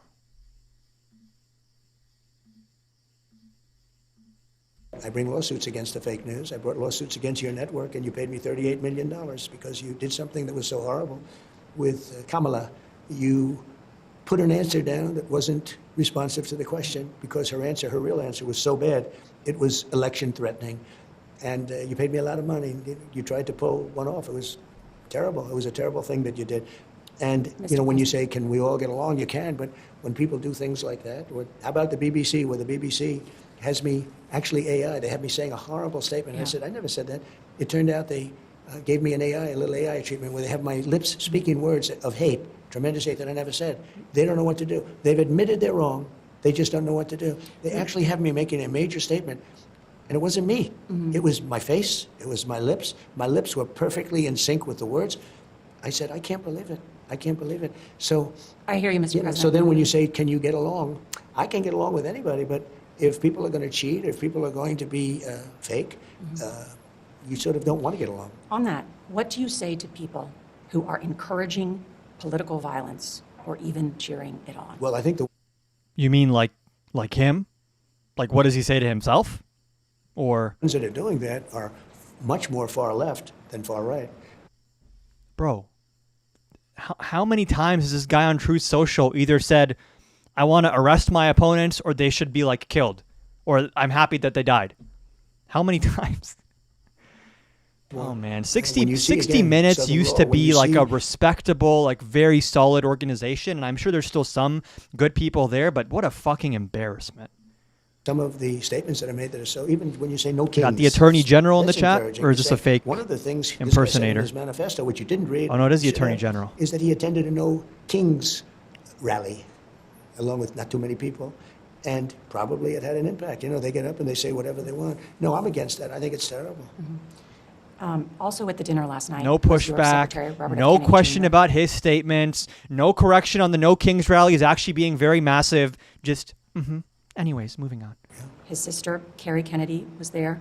They've both witnessed their father and their uncle be assassinated. That's right. Erica Kirk was there. The House Majority Leader, Steve Scalise, was there. Yeah. Political violence has touched so many people in that room. Is there something that you as president can do? What can be done to change the trajectory? Well, you know, you go back 20 years, 40 years, 100 years, 200 years, 500 years. It's always been there. People are assassinated, people are injured, people are hurt, and I'm not sure that there's any more now than there was. I do think that the hate speech of the Democrats, much more so, is very dangerous. I really think it's very dangerous for the country. I think the fact that I've accomplished so much, I've made our country great again. I mean, this country was dead. Our country was dead. A year and a half ago, sleepy Joe Biden had no idea what he was doing. I don't think it was him either. I think it was the people that surround him in the Oval Office at the beautiful Resolute desk. I don't think he knew what he was doing. He didn't sign anything. He used the auto pen to sign 90% A car of up? the Is he in things. the requests? He's not in the requests. You're welcome up if you'd like to join. I Tried to think get that some debates today, but there was like one guy and he rage quit, so. they engendered, I mean, they really I'm in created the shitter. a tremendous amount of anger and hate. Our country was dead, and now we have the hottest country anywhere in the world. No, not even close. Last night- As an example, investments in our country, for 4 years, less than $1 trillion under Biden. In Now it's 11 20 trillion, 30 trillion. What's the number going to be? months, $18 trillion 18. under Trump. 18 Most people trillion. are 18 trillion. Where? about that, but some people are really angry about it. When he says there's like 18 trillion in investment, it's because like some random dude when he was in a meeting was like, "Oh, sir, I promise we're going to invest 3 trillion. You have my word." And then they shake hands and he gets a little golden medal and a photo op and he thinks he's secured trillions of dollars. That's what it Why? is. Because it means we should be around for a long time. How do I join the debate? Oh, on YouTube. Okay, so go in the description of the YouTube video or the live, go to my link tree, and you're going to have to do this on your phone, open up my TikTok, and if you join my live through TikTok, you can hop in the guest requests, and then you can debate me. And it'll also, like, the audio will transfer over to YouTube as well, but... And they don't want that to happen. Last night you had very much a tone of unity when you were in the White House press briefing room. I think so, yeah. I think I really felt very calm. I feel very calm, and I feel very calm right now, other than a couple of your questions, which are meant to antagonize and totally inappropriate.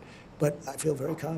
The fact that this is such a softball interview and he still finds a way to victimize himself and act like he's being grilled is like, it makes my previous point that like there's no point in trying to capitulate to these weird standards they set because it's not even real. I thought last night was a very important thing to do, and people have said I did it well. Not an easy thing to do. You know, you leave a scene like that, and then you're supposed to let our country and even the world know that it's going to be okay. And what about when we're talking about the division in this country, the political violence? Now many of your cabinet secretaries live on military bases.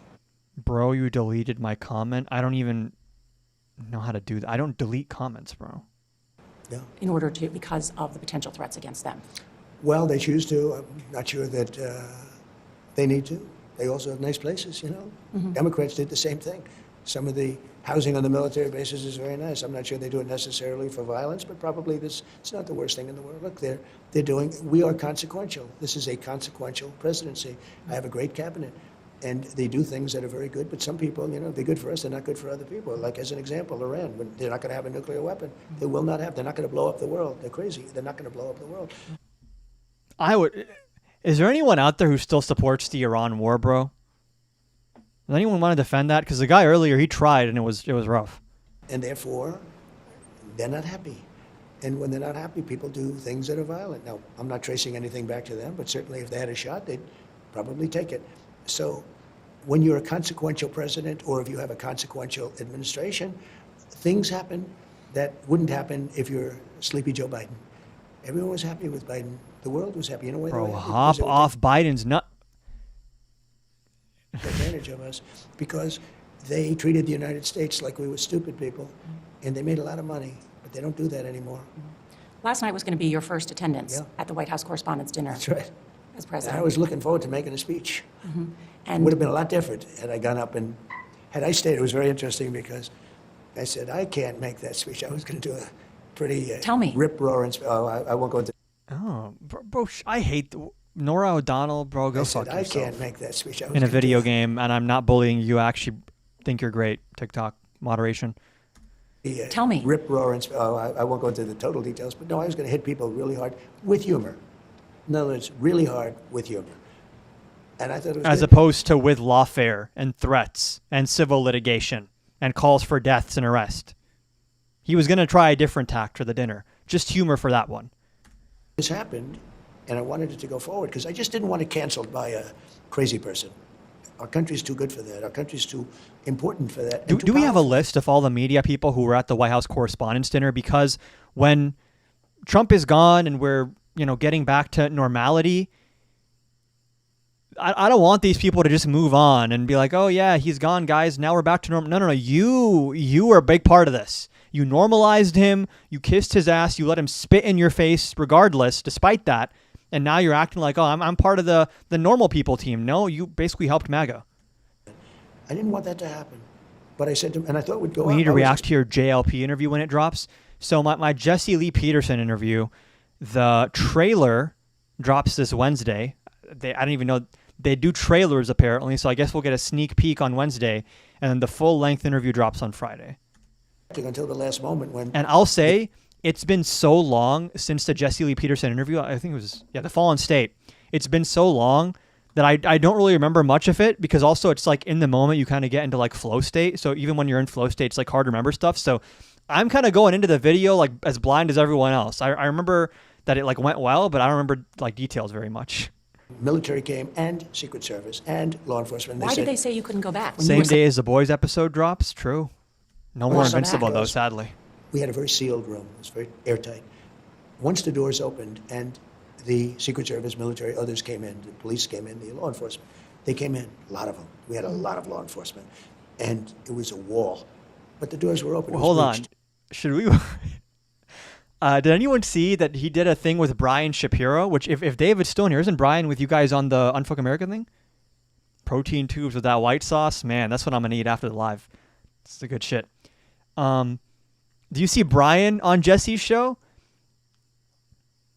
He talked about it. I'll say I watched it and I was like, wow, Brian did the polar opposite of what I did, which is a justifiable tact as well. Like I say, when you talk to someone like Jesse, it's like a choose your own adventure game. Do you want to be super serious and make him look dumb? Do you want to troll him? Do you want to find a middle ground? Like, that's the fun thing about Jesse. So Brian, if you watch Brian's thing and my thing, it's like a night and day. Like, we had a totally different way of dealing with Jesse, but it was entertainment. I will say that. Maybe we'll watch that one after this. Mm-hmm. And I will say, Jesse asked him pretty much all the same questions he asked me. Slip in.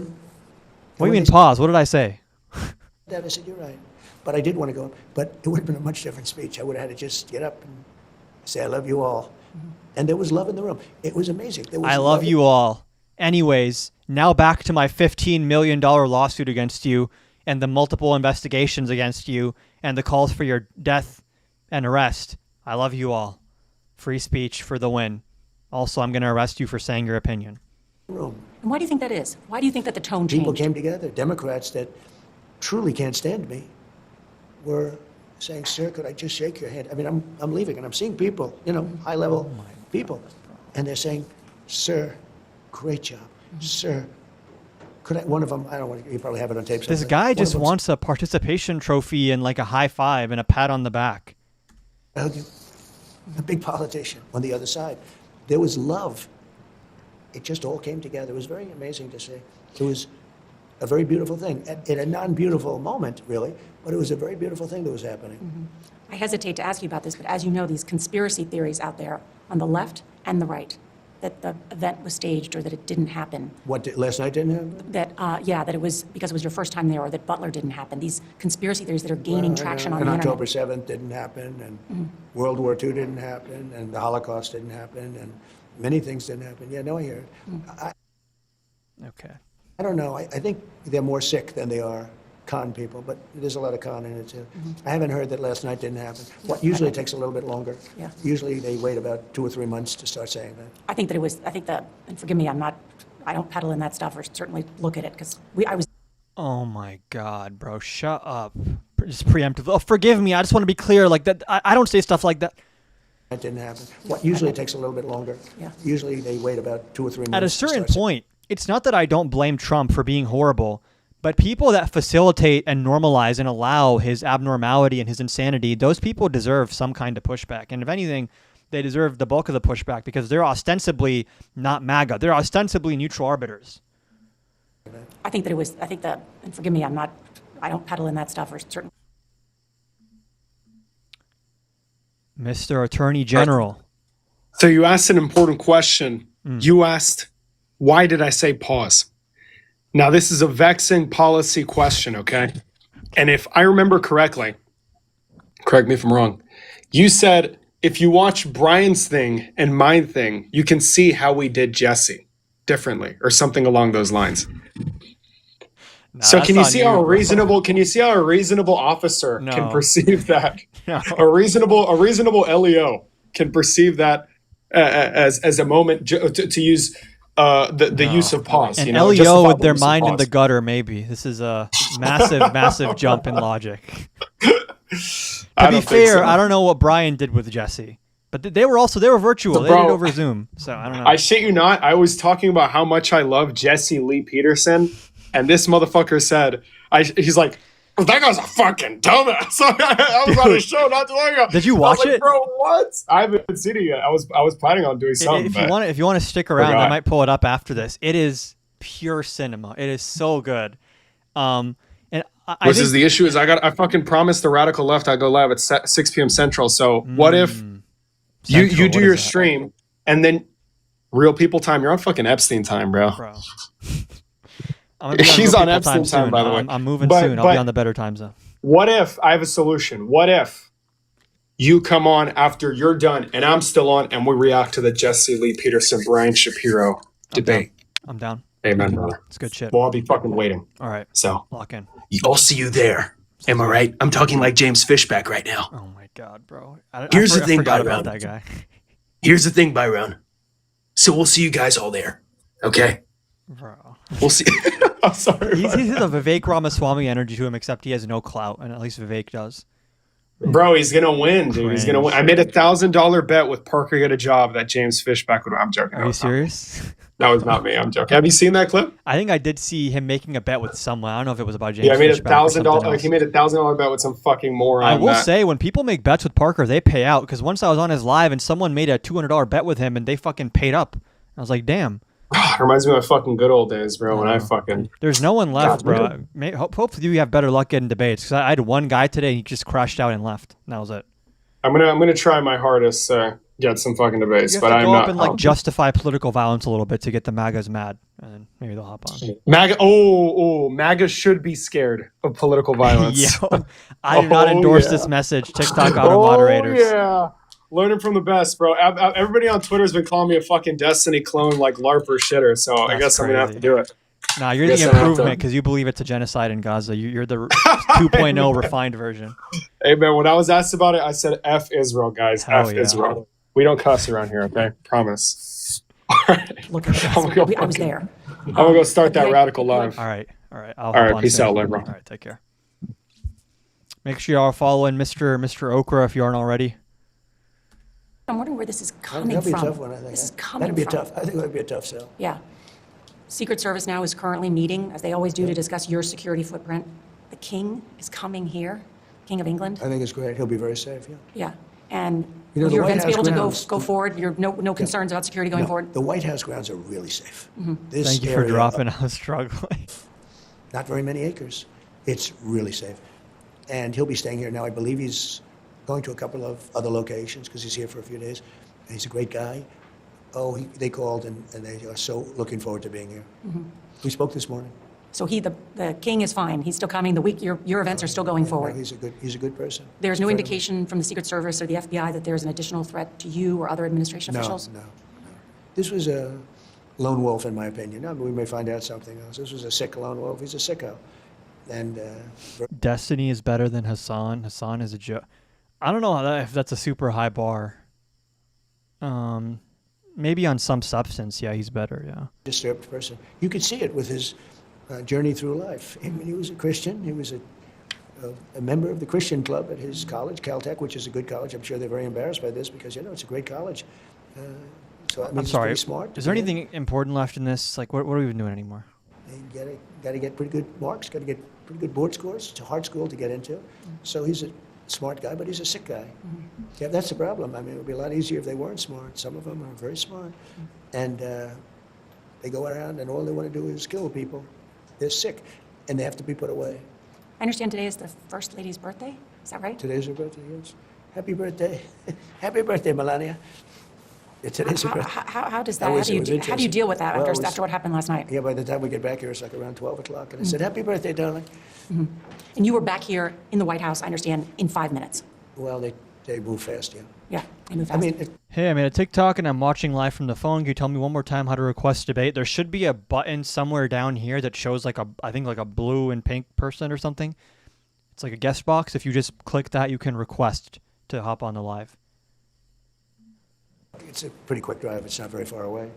But think of it. Although I the hope it's security- allowed for new accounts. I don't know if you have to have like a certain account age to request. Having this really perfect facility built at the highest security levels on the grounds, where you're not taking. I'm talking about any president. Is this By a the way, YouTube other chatter? pre- Did we finally get a YouTube chatter to hop on and Presidents would request? use the ballroom a lot more than me. I'm going to have 4 or 5 months left, but other presidents will be having the that tremendous asset is going to be so great. But outside of that, it's dangerous. You need tremendous that you could never build. You can't have thousands of rooms on top of a ballroom and have security, real security. Now, with that being said, I hope they do this event again, and I hope they do it again soon. And if You they are do- committed to doing this event Oh, with the I White would House Correspondents' Center that's about freedom of the press. I want them because I don't want to see it be canceled. I don't want to have a crazy person. I think it's really bad for a crazy person to be able to cancel something like this. I remember with a certain event that took place, I don't even like mentioning it, where they had sports games going on. And it was a big decision. Do we cancel the games or do we not? And when you cancel, you're sort of playing right into the hands of these nut jobs, and they're really sick people. I don't want to have an event like that. It was a great event. That was an event, so I refused to do it the first 4 years because I felt the press treated me very unfairly. I had a right not to do it. I didn't do it, and the thing died. It was dying. And even though the press treats me pretty badly, it's hard to treat me. Look, I won the election. People were fighting me. Everybody, not everybody. I have some. There are great I think people in the even he press, knows like deep name, down but that I the don't want- press has capitulated a lot to him. And I don't want to again, embarrass- he knows when Trump says the press is unfair to him, I think he's aware what he's doing. And then even when they try to capitulate to that, it's not like he gives them credit for that. He just doubles down and calls them like evil or whatever. so. Show. We have some great people in the press, some very fair people, and people that are just on my side. But for the most part, it's a very liberal or very progressive. Let's use the word liberal press. Damn, bro, But, breathe. I don't want to embarrass your show. We have some great people in the press, some very fair people, and people that are just on my side. But for the most part, it's a very liberal or very progressive. Let's use the word liberal. Bro, breathe. Why do you run out of breath like that? Damn. I was really happy to see the I don't know how long it'll last, the relationship, the friendship, the spirit after a very bad event took place. Now, the event turned out to be much less bad because nobody was killed, nobody was hurt. The Secret Service agent I spoke to him. He had a bulletproof vest on.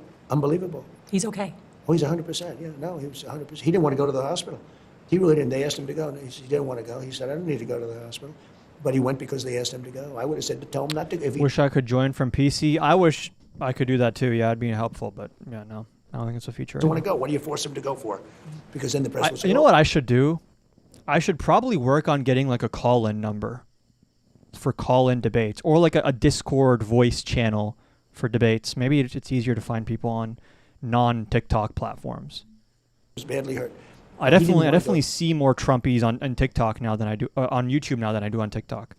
Hospital, and they forced him to go. And I'm not saying they're wrong, but I would have said, if he doesn't want to go, don't make him go. Well, I know the White House Correspondents Association very much appreciates you going last night and honoring a commitment to do it I again. hope we're going to do it again. bro, Nora, shut up. tell him to get it going, and we should do it within 30 days, and they'll have even more security, and they'll have bigger perimeter security. It'll be fine, but tell him to do it again. We can't let something be. It's not that I want to go. I'm very busy. I don't need that. I think it's very important that they do it again. Well, thank you. Thank you, Mr. President. Thank you very much.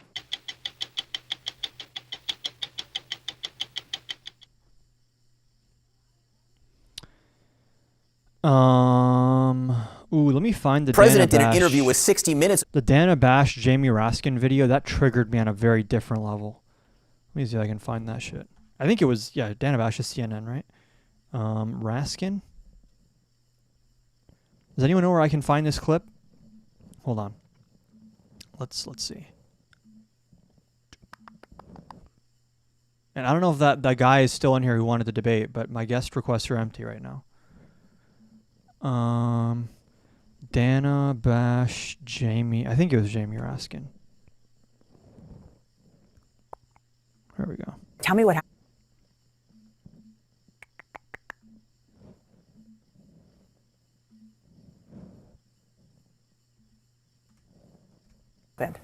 Well, I had just come in the room a few minutes before. Unlike most of the people there, I was not dressed in black tie. Oh, my Lord. What happened to his eye? Memorial service for Virginia Roberts Giuffre.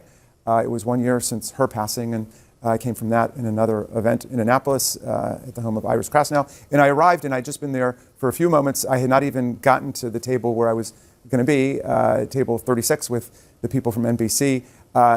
The people at the Boston Globe table saw me, got up, they wanted to greet me and say hello, and they said, your old friend Kerry Kennedy is here. We go back to law school in the 20th century, you know, and so Kerry came over, we were talking. There was also to my right was a former student of mine, Paul Strauss, who's the statehood senator of Washington, D.C. And they came up, I started telling Kerry a story because I'd been speaking at the Kennedy's King dinner the night before. Jamie Raskin has cancer?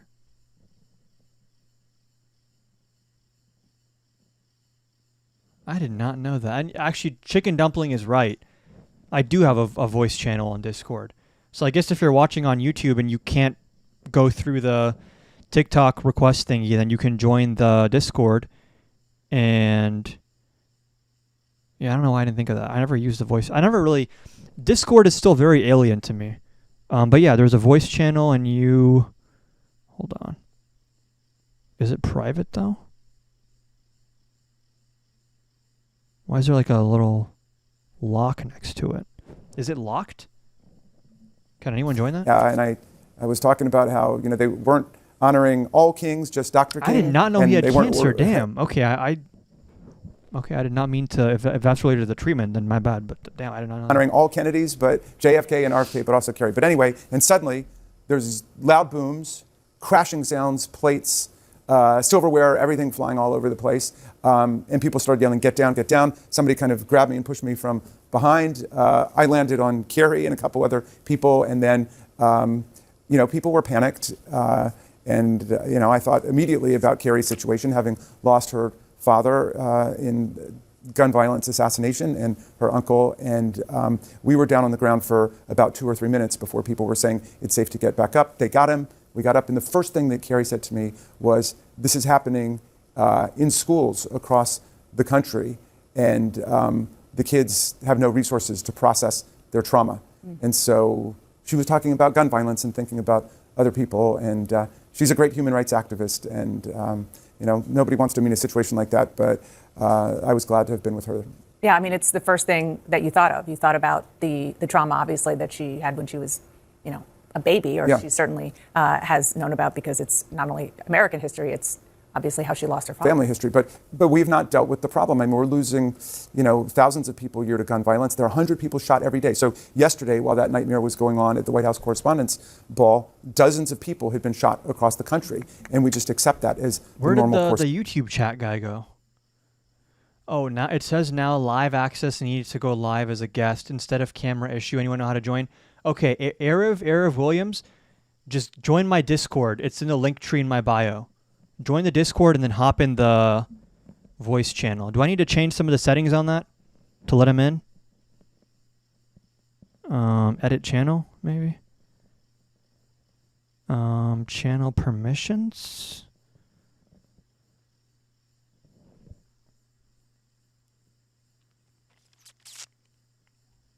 Or I'll just wait for this guy to hop in and let him in manually. So, I think before if you're still watching, join my Discord and then just go in the general and let me know that it's you, and then I'll just add you to the voice channel thingy. The political divisions and fighting about stuff, maybe this could be a moment of unity for trying to focus on the things that the vast majority of the American people want, like a universal violent criminal background check. Right. I mean, obviously, there are lots of different aspects to this. One is a question of a gun, and Todd Blanche told me that they believe that the alleged shooter purchased the guns legally within the last year. So there's that, and then there's the political rhetoric that we have seen just become kind of off the rails, and how that has perhaps gone hand in hand with the political violence that we have seen spike. Well, that's why I was so happy that President Trump... And don't worry, MAGA people that join, they're not going to stick around on Discord. It's just for the purposes of debating, and then they can dip. To that, because he had called the press the enemy of the people. There have been so many attacks on reporters. There have been lawsuits brought against media entities, and so there's been this terrible assault on the First Amendment and freedom of press and speech. So I thought last night would be a wonderful opportunity to try to reclaim the basic values of the country. Yeah, and you have, as many of your fellow Democrats, have used some heated rhetoric against the president. And do you think twice about that when something like this happens? What rhetoric do you have in mind? Just talking about some of the fact that he, is terrible for this country and so on and so forth. I understand that that's your Democratic right, but overall, do you have It's not just the mod. I will remove people if they hop on to debate. I'll remove them after the debate. Personal problem with Donald Trump at all. I mean, I talk about the policies of this administration, the authoritarianism like we saw on display in Minneapolis, where 2 of our citizens were gunned down in the streets simply for exercising their First Amendment rights. Renee Good, Alex Preddy, and others have died in custody. I'm talking about policies. I don't personalize it, and I certainly have never called the press the enemy of the people. I think the press are the people's best friend, and that's why it's written right there into the First Amendment. We need the press to be... Add the perms? Can't I just, when he joins, can't I just go to the plus? Hold on. There was a thing in the settings where I can just toggle who's allowed to join, right? Can I just select the username of that person?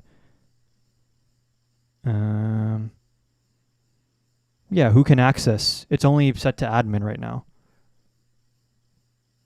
There we go. Now it's okay. That was probably the issue. Vigilant watchdog against every level of government, federal, state, local, all of it. You're not going to get an argument from me on that. Before I let you go, do you have faith in Todd Blanche and Kash Patel to carry out this investigation? You are the top Democrat on the Judiciary Committee. Well, I don't know anything about the investigation so far. I don't know that it exists yet. I'm happy to talk about other things. Obviously, we've had problems with Kash Patel on the Epstein files, where we believe that they're in the middle of a huge cover-up. There's a federal law mandating the disclosure to the public of every document in the file, and they've withheld half of them. So 3 million of them have been held back. 3 million were released, and thousands of pages are completely blacked out. And there's been, of course, the abuse of public resources for personal purposes, for travel with buddies, shepherding the girlfriend around. And then when a New York Times reporter wrote an article about that, we got a guy. We got a guy. Hold on. Let's switch over to the debate view. And let's hope this is a real person.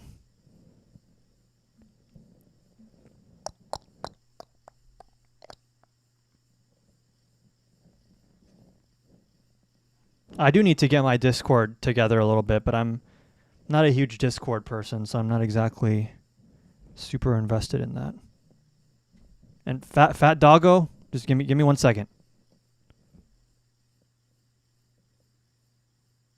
Let me just get this going on my end real quick.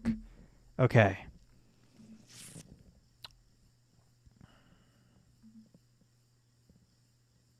Hello, Adam? Yes, hold on. Can people on YouTube and TikTok hear this guy or no? Say something real quick. Hello, hello. Testing, testing. Okay, perfect. They can hear you. Just give me 1 second to get this into my headphones because right now it's not. Sure. Or actually, this is good. This is good enough. Do you see the prompts on the screen right now? I do, yeah. I've got the chat open on my phone. Which, if any of these, did you want to debate about? Or I'm assuming you disagree with at least one of them. Yeah, I do. Well, first of all, I just want to say thanks for having me on and troubleshooting all of that. That was that was not fun to get on, but hey, thanks for having me. Yeah, and hello, everyone. So the thing I would probably disagree with, although I would like you to define sort of what you think disaster would be considered, but I would say the Iran war is a disaster, is something I'd like to discuss. Sure. When I say disaster, I mean strategically, it's put us in many aspects in a worse position. It seems like he didn't really think it through very much. It has a lot of ripple effects that he has no idea how to address. And there were also other ways to pursue our ostensible goals that did not involve like a hot military conflict or escalation. Okay. Yeah, that's fair. I would ask specifically on that one. I mean, unless you want to, I guess I could counter with sort of what I think. The reason that I don't think that it's a disaster. Yeah, sure. You just open with where you think we probably disagree. Sure. So yeah, I would say that Iran sort of poses this existential threat to the free world, and that their ideology is extreme enough that a preemptive removal of nuclear capability is important in keeping the rest of the world safe. And I do think that they would use that nuclear weapon against the free world if they had possession of it. Okay, so I think I have this written down. You said they're an existential threat to the free world, right? And then you said that it's a preemptive removal of their nuclear capacity is like very important because of that? Yes, and the existential threat isn't realized yet, but I do think that they're close. Them being close enough for having the capability of soon acquiring a nuclear weapon is enough that we should preemptively make a move. Yes. Why would the way to address their nuclear enrichment be through military conflict instead of diplomacy? Well, this is probably where we'll disagree, but I don't think that the Iranian regime is open to negotiations. I think that Wait, the regime. Who do you mean? Because are we talking about the IRGC or like the clerics or like the more civilian government people like the president? Well, pre-removal of the supreme leader, Ayatollah Khamenei, I would say it was pretty much him who was controlling the entire country through, as a dictatorship. Right, so. And that's first of all, that's changed a lot now where the IRGC has a lot more power, including a lot of the hardliners, they have a lot more power. But even prior to the killing of all these clerics and the supreme leader, why would they agree to the JCPOA and actually have enrichment under like 5%, and they only raised it to like 60% after Trump tore up the agreement and threatened them? I'm not familiar with the JCPOA. That was the Iran nuclear deal that Obama signed with them. Oh, okay. And now, so to my knowledge, and I could be wrong. I'm not here for pride. But the nuclear deal, to my understanding, was sort of an agreement that we would kind of check in every once in a while to see if they were abiding by the deal, the terms of the agreement. Mm-hmm. And the problem that I saw with that, or I guess the problem that maybe the current admin had with that is there were possibly centrifuges there that would indicate a pursuit of nuclear capability. Sure. So number one, the Iran deal involved like random unannounced checks, which would not give them as much time to be able to preemptively plan to hide something. Number two, if you start getting up to like weapons grade testing of uranium, there are other ways to detect that besides even just physical inspection, I'm sure. And then on top of that, the deal that Trump right now is pursuing with Iran would be much better for Iran than the JCPOA was. So if the idea is that the deal was too weak before, what Trump basically did is attacked Iran, and he's now pursuing a weaker deal with Iran. So what was the point of any of that? Well, I would ask you then, what is the current deal that Trump is pursuing? Because I'm actually not even sure. I've looked for it, but I didn't know that that was publicly available. After he made his genocidal threat of an entire civilization will die tonight and spent weeks threatening civilian infrastructure, he at the last minute, at the 11th hour, comes out and says, Pakistan intervened and Iran has submitted a 10-point peace plan that is a workable basis for negotiation. But if you rewind just 2 days ago, Iran had already presented that 10-point peace plan, and Trump had already said, this is insufficient, this is not good enough. But then randomly, he acts like this is a new plan. He frames it as a concession by Iran when the actual 10-point plan is a bunch of maximalist concessions. It lifts all primary and secondary sanctions. It would give Iran complete sovereignty over the Strait of Hormuz. It would stop all proxy wars against Hezbollah, the Houthis, and Hamas. It was a complete victory for Iran. And the idea that that was some kind of capitulation by Iran is completely belied by what's actually in the deal. So where are you? Where are the details of that deal located? Because you can go I to wasn't Trump's even Truth aware. Social the night he announced the ceasefire, and he references the 10-point plan, and then you can use like the Google archive search to find an article from 2 days before where that same 10-point plan Trump was asked about, and he goes, "Oh, it's a step in the right direction, but it's not good enough." Interesting. Yeah, no, that's a good point. And then if we take that into account, doesn't this just seem a lot more like he has no idea what he's doing and he's very reactively and stupidly kind of like freestyling his way through this? Well, so I think that there's one thing that we sort of have to, as the public, takes kind of a step back to consider. And that consideration is that there are certain, obviously, classified materials that only the military is privy to. I'm not saying that Trump, I'm not going to convince you, obviously, that Trump is the guy to trust with intelligence materials that might provide information. He did get indicted for that a little bit, but yeah. Right? Yeah, that was not a good look for him, for sure. But we've had that with a lot of politicians. I'm not a big fan of politicians in general. Sure. But I mean, just really quick, I don't want to go off on a side note here. We have not had previous, presidents who were actively obstructing justice of a federal investigation to the point where they would get indicted, but that's a different conversation. Fair enough. Yeah. I mean, so again, I'm trying to understand, like, in what way is anyone better off here? Yeah, I don't know the details of the 10-point plan, so I'll go ahead and concede that argument. That look, if the 10-point plan had something good, I'm not going to argue just for the sake of arguing. I am conservative. I do think that just as a kind of a final note, I'll leave here and I'll concede the argument again because I don't have that information. But as a conservative, I think this is a time where there's a lot of tension and hatred between liberals and conservatives. Mm-hmm. And I don't think that's good for the country. I think that it's really important for us to continue civil discourse respectfully. And, that will only bring the country together more. I agree. And I think it's important to call out the forces that make that civility go away and that raise the temperature, like the president of the United States, right? Absolutely. And I do think that Trump I voted for him. I do think that he's an inflammatory personality. I don't like everything that he says that comes out of his mouth. And there are things that I disagree with. And I'm willing to admit that as a conservative. And I'm not going to die on a hill for Trump and say that he's, God's perfect gift to humanity. I get that you disagree with it, but was any of it disqualifying to you or no?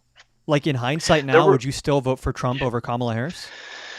I would, but there are things that have made me sort of question, did I make the right decision? Yeah, yes, I have questioned it. I wouldn't say that I've been pushed quite to the limit where I think, you know what, I made the wrong choice.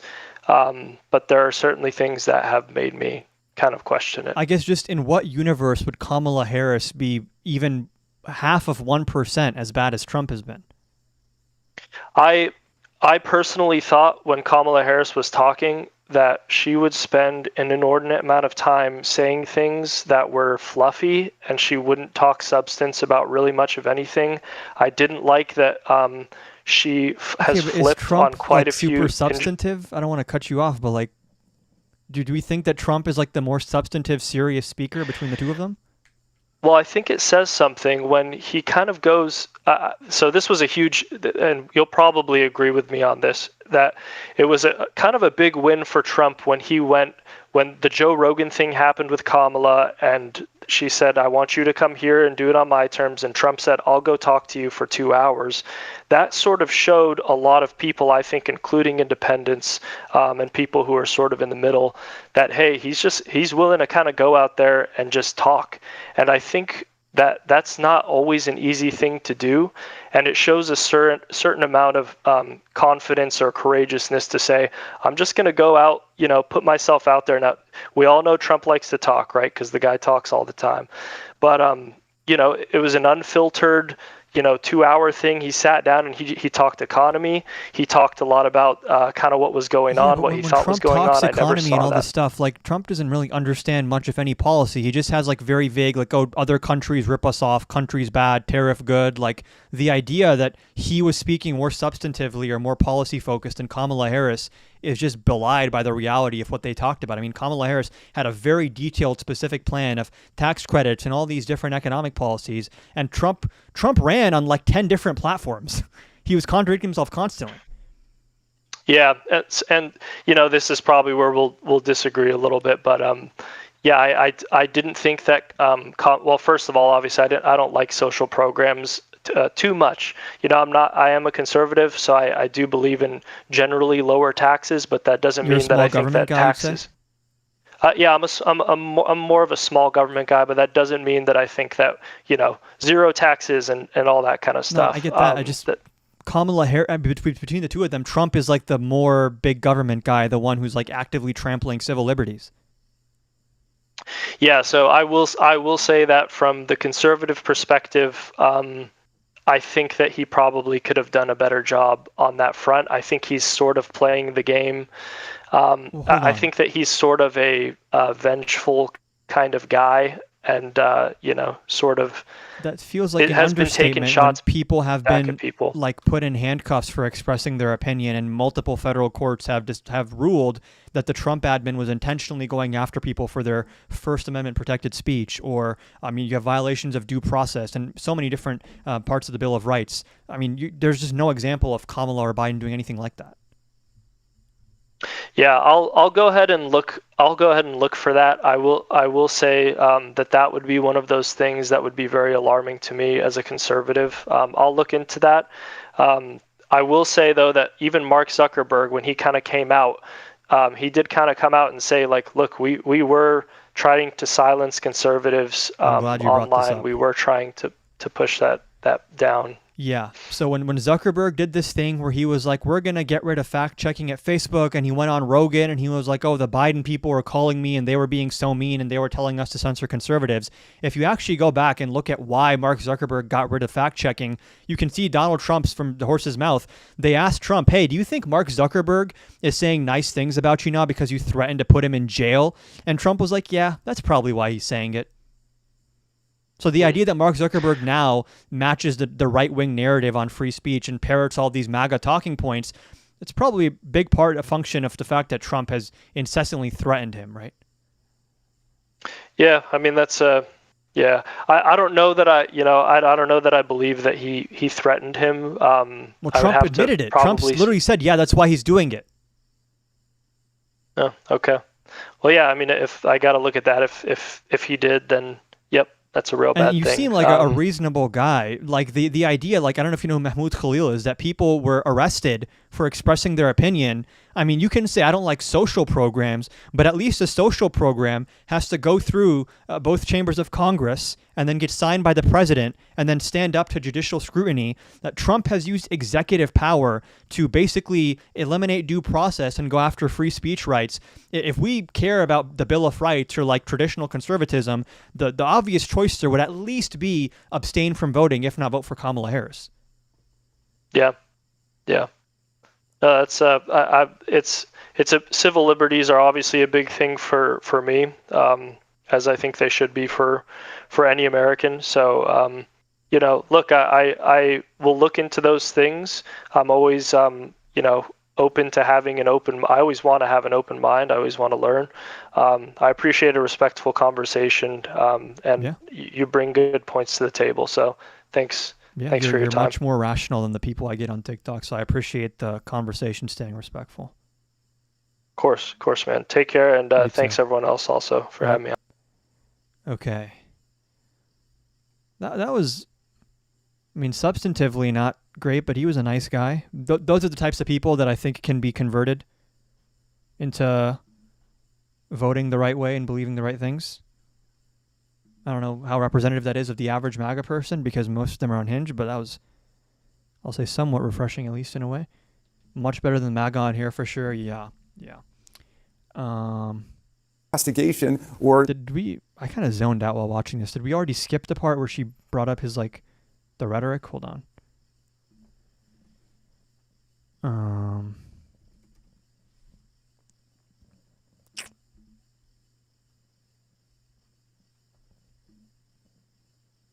There we go.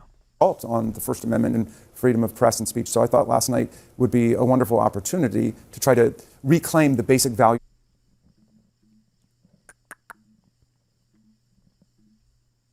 of the country. Yeah, and you have, and as many of your fellow Democrats, have used some heated rhetoric against the president. And do you think twice about that when something like this happens? What rhetoric do you have in mind? Just talking about some of the fact that he, is terrible for this country and so on and so forth. I understand that that's your Democratic right. Yeah, I guess we did go over this. I was just zoned out earlier. This is so crazy to me. She should never, ever, ever, ever, ever be allowed to live this down. This is so disgusting and gross. You guys are saying he's a horrible president. That incites violence somehow. And the guy who actively talks about hanging his opponents and arresting his opponents and who cheered on a coup attempt in 2020, or rather 2021. The idea that someone can do authoritarian things and fascistic things, and then if you call them an authoritarian or you call them a fascist, you're the one who's raising the temperature for just describing what is going on, is peak gaslighting. And the people that engage in it should never be allowed to live it down. Especially those who portray themselves like Dana Bash as like some kind of neutral journalist or like some kind of arbiter of anything in any way. I mean, these people are now useful tools for the MAGA movement, and they probably think they're being fair and balanced when they say shit like that. But this is like unreal to me. Hold on. I'll be right back. Hold on. What can I play for people?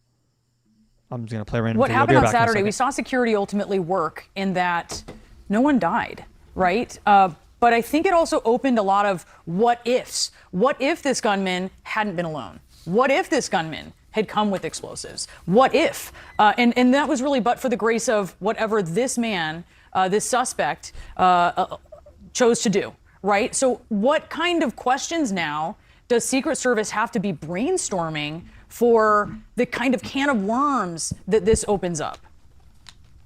Yeah, I'd add to the what ifs. What if he had accomplices? Play it so we can hear it. Is the audio not coming through on TikTok?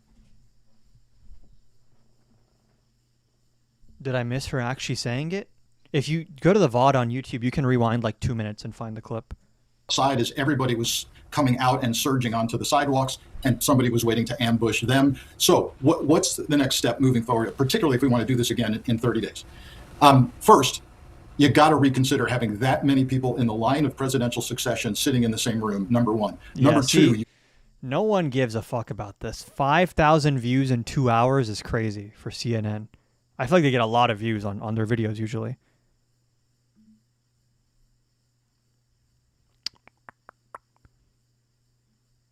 What is this? What is he wearing? Okay.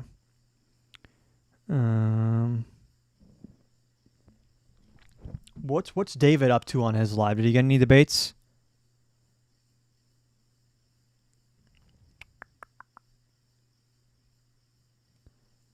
He was naked, a warming blanket.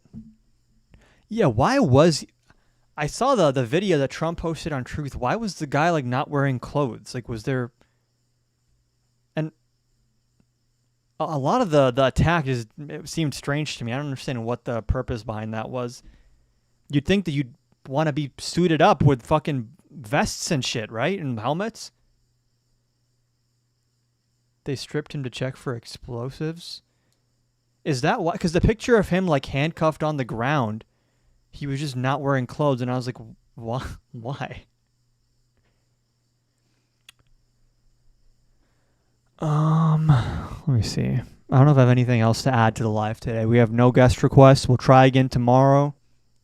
Maybe you know what I need to do? I need to hop back on like Parker's live or Santana's live.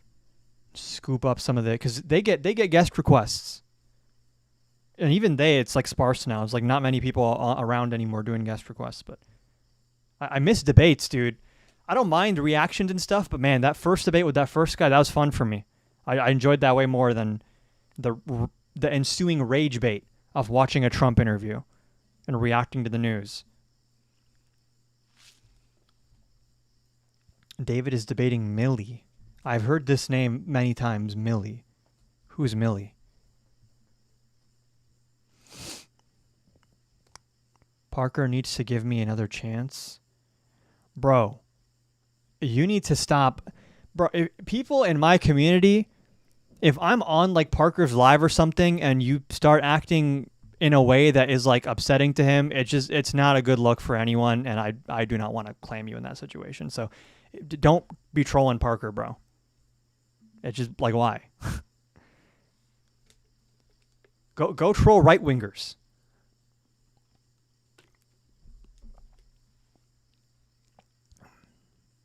Is there anything anyone wants me to cover before I hop off? And I am going to, despite today's live being a little bit dead, and the restart kind of killed it. We had like 200 people. We had 200. He was blocking friendlies in the box. Yeah, because he says not to get in the box if you're a friendly. So that's, yeah, I'd expect that to happen. But I should be going live more often this week. I don't know for how long, but probably around between 5 and 6 p.m. Eastern. And hopefully consistency is good. Although even earlier when we had like 200 people on here, there was like no guest requests except that one first guy. And then I wonder how many people watch that and then they're like, yeah, I'm not going to request either because that guy got cooked. Rip Joe Rogan. I guess he like fell off clout-wise. Yeah, true.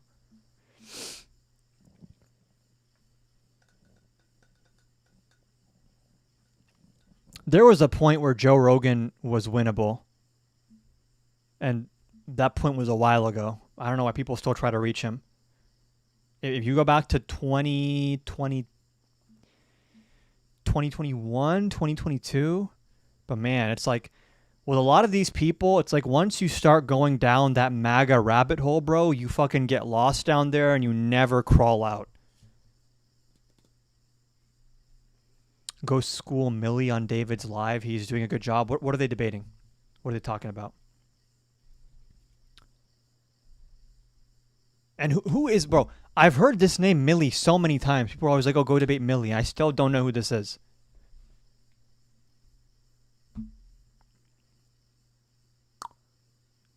If someone wants to let me know what topic they're debating, I'm not opposed to just hopping on David's and having a little chat with her, if you'll have me.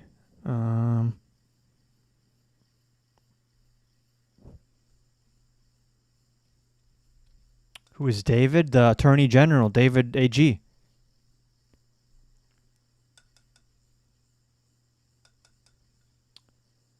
She is just a prominent right-winger on here. She talks a lot with few sources. Oh, okay, so just average Trump supporter.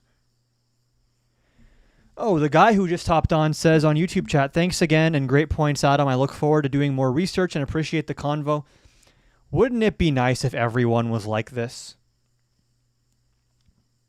Wouldn't it be nice if people could just take in new information and then instead of having their ego hurt, they're like, oh, I didn't know about that. Let me look into that. Thanks. Wow. Good on you. Good on that guy. If he's still here. That's a respectable trait to have. Most are brainless, yeah. Yeah, you don't even have to be. I mean, it's one thing for me to convert someone to like a progressive who wants like big, social safety nets and welfare programs, but at the very least, I should be able to convert you to like, I hate Trump and I don't support Trump. And then from there, we can get to a different conversation of like, does that mean you should vote for Democrats, right? But right now, my thing is like, if you're a right winger and you come off as reasonable, my bare minimum is like, let me just convince you to stop voting Republican at the very least. And then once we've crossed that bridge, then we can look into like the actual more philosophical discussion of like left versus right and why you shouldn't be on the right. But that's a bit of a different conversation and a bit of a not tougher one, but like a more complicated one.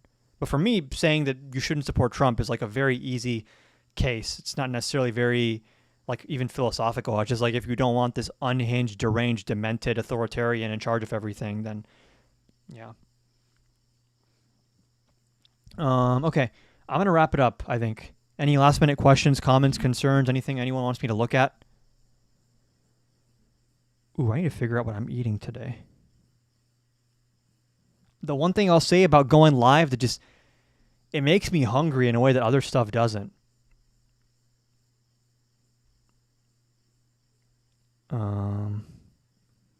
Like this shit builds up a fucking appetite when I go live. I don't know why. When I'm working on a video, writing a script, it's just not the same.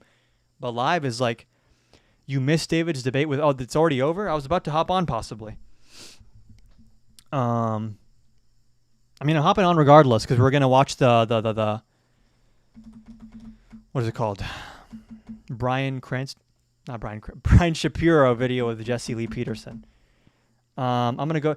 Yeah, let's all head on over to David's live. Let's all head on over there. I'm gonna head over there as well. David AG, if you don't already know.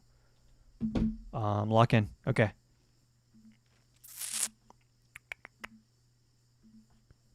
If you're watching on YouTube, if you want to head on over to TikTok, and find david.ag, or if you just find me, you'll find me as a guest on there.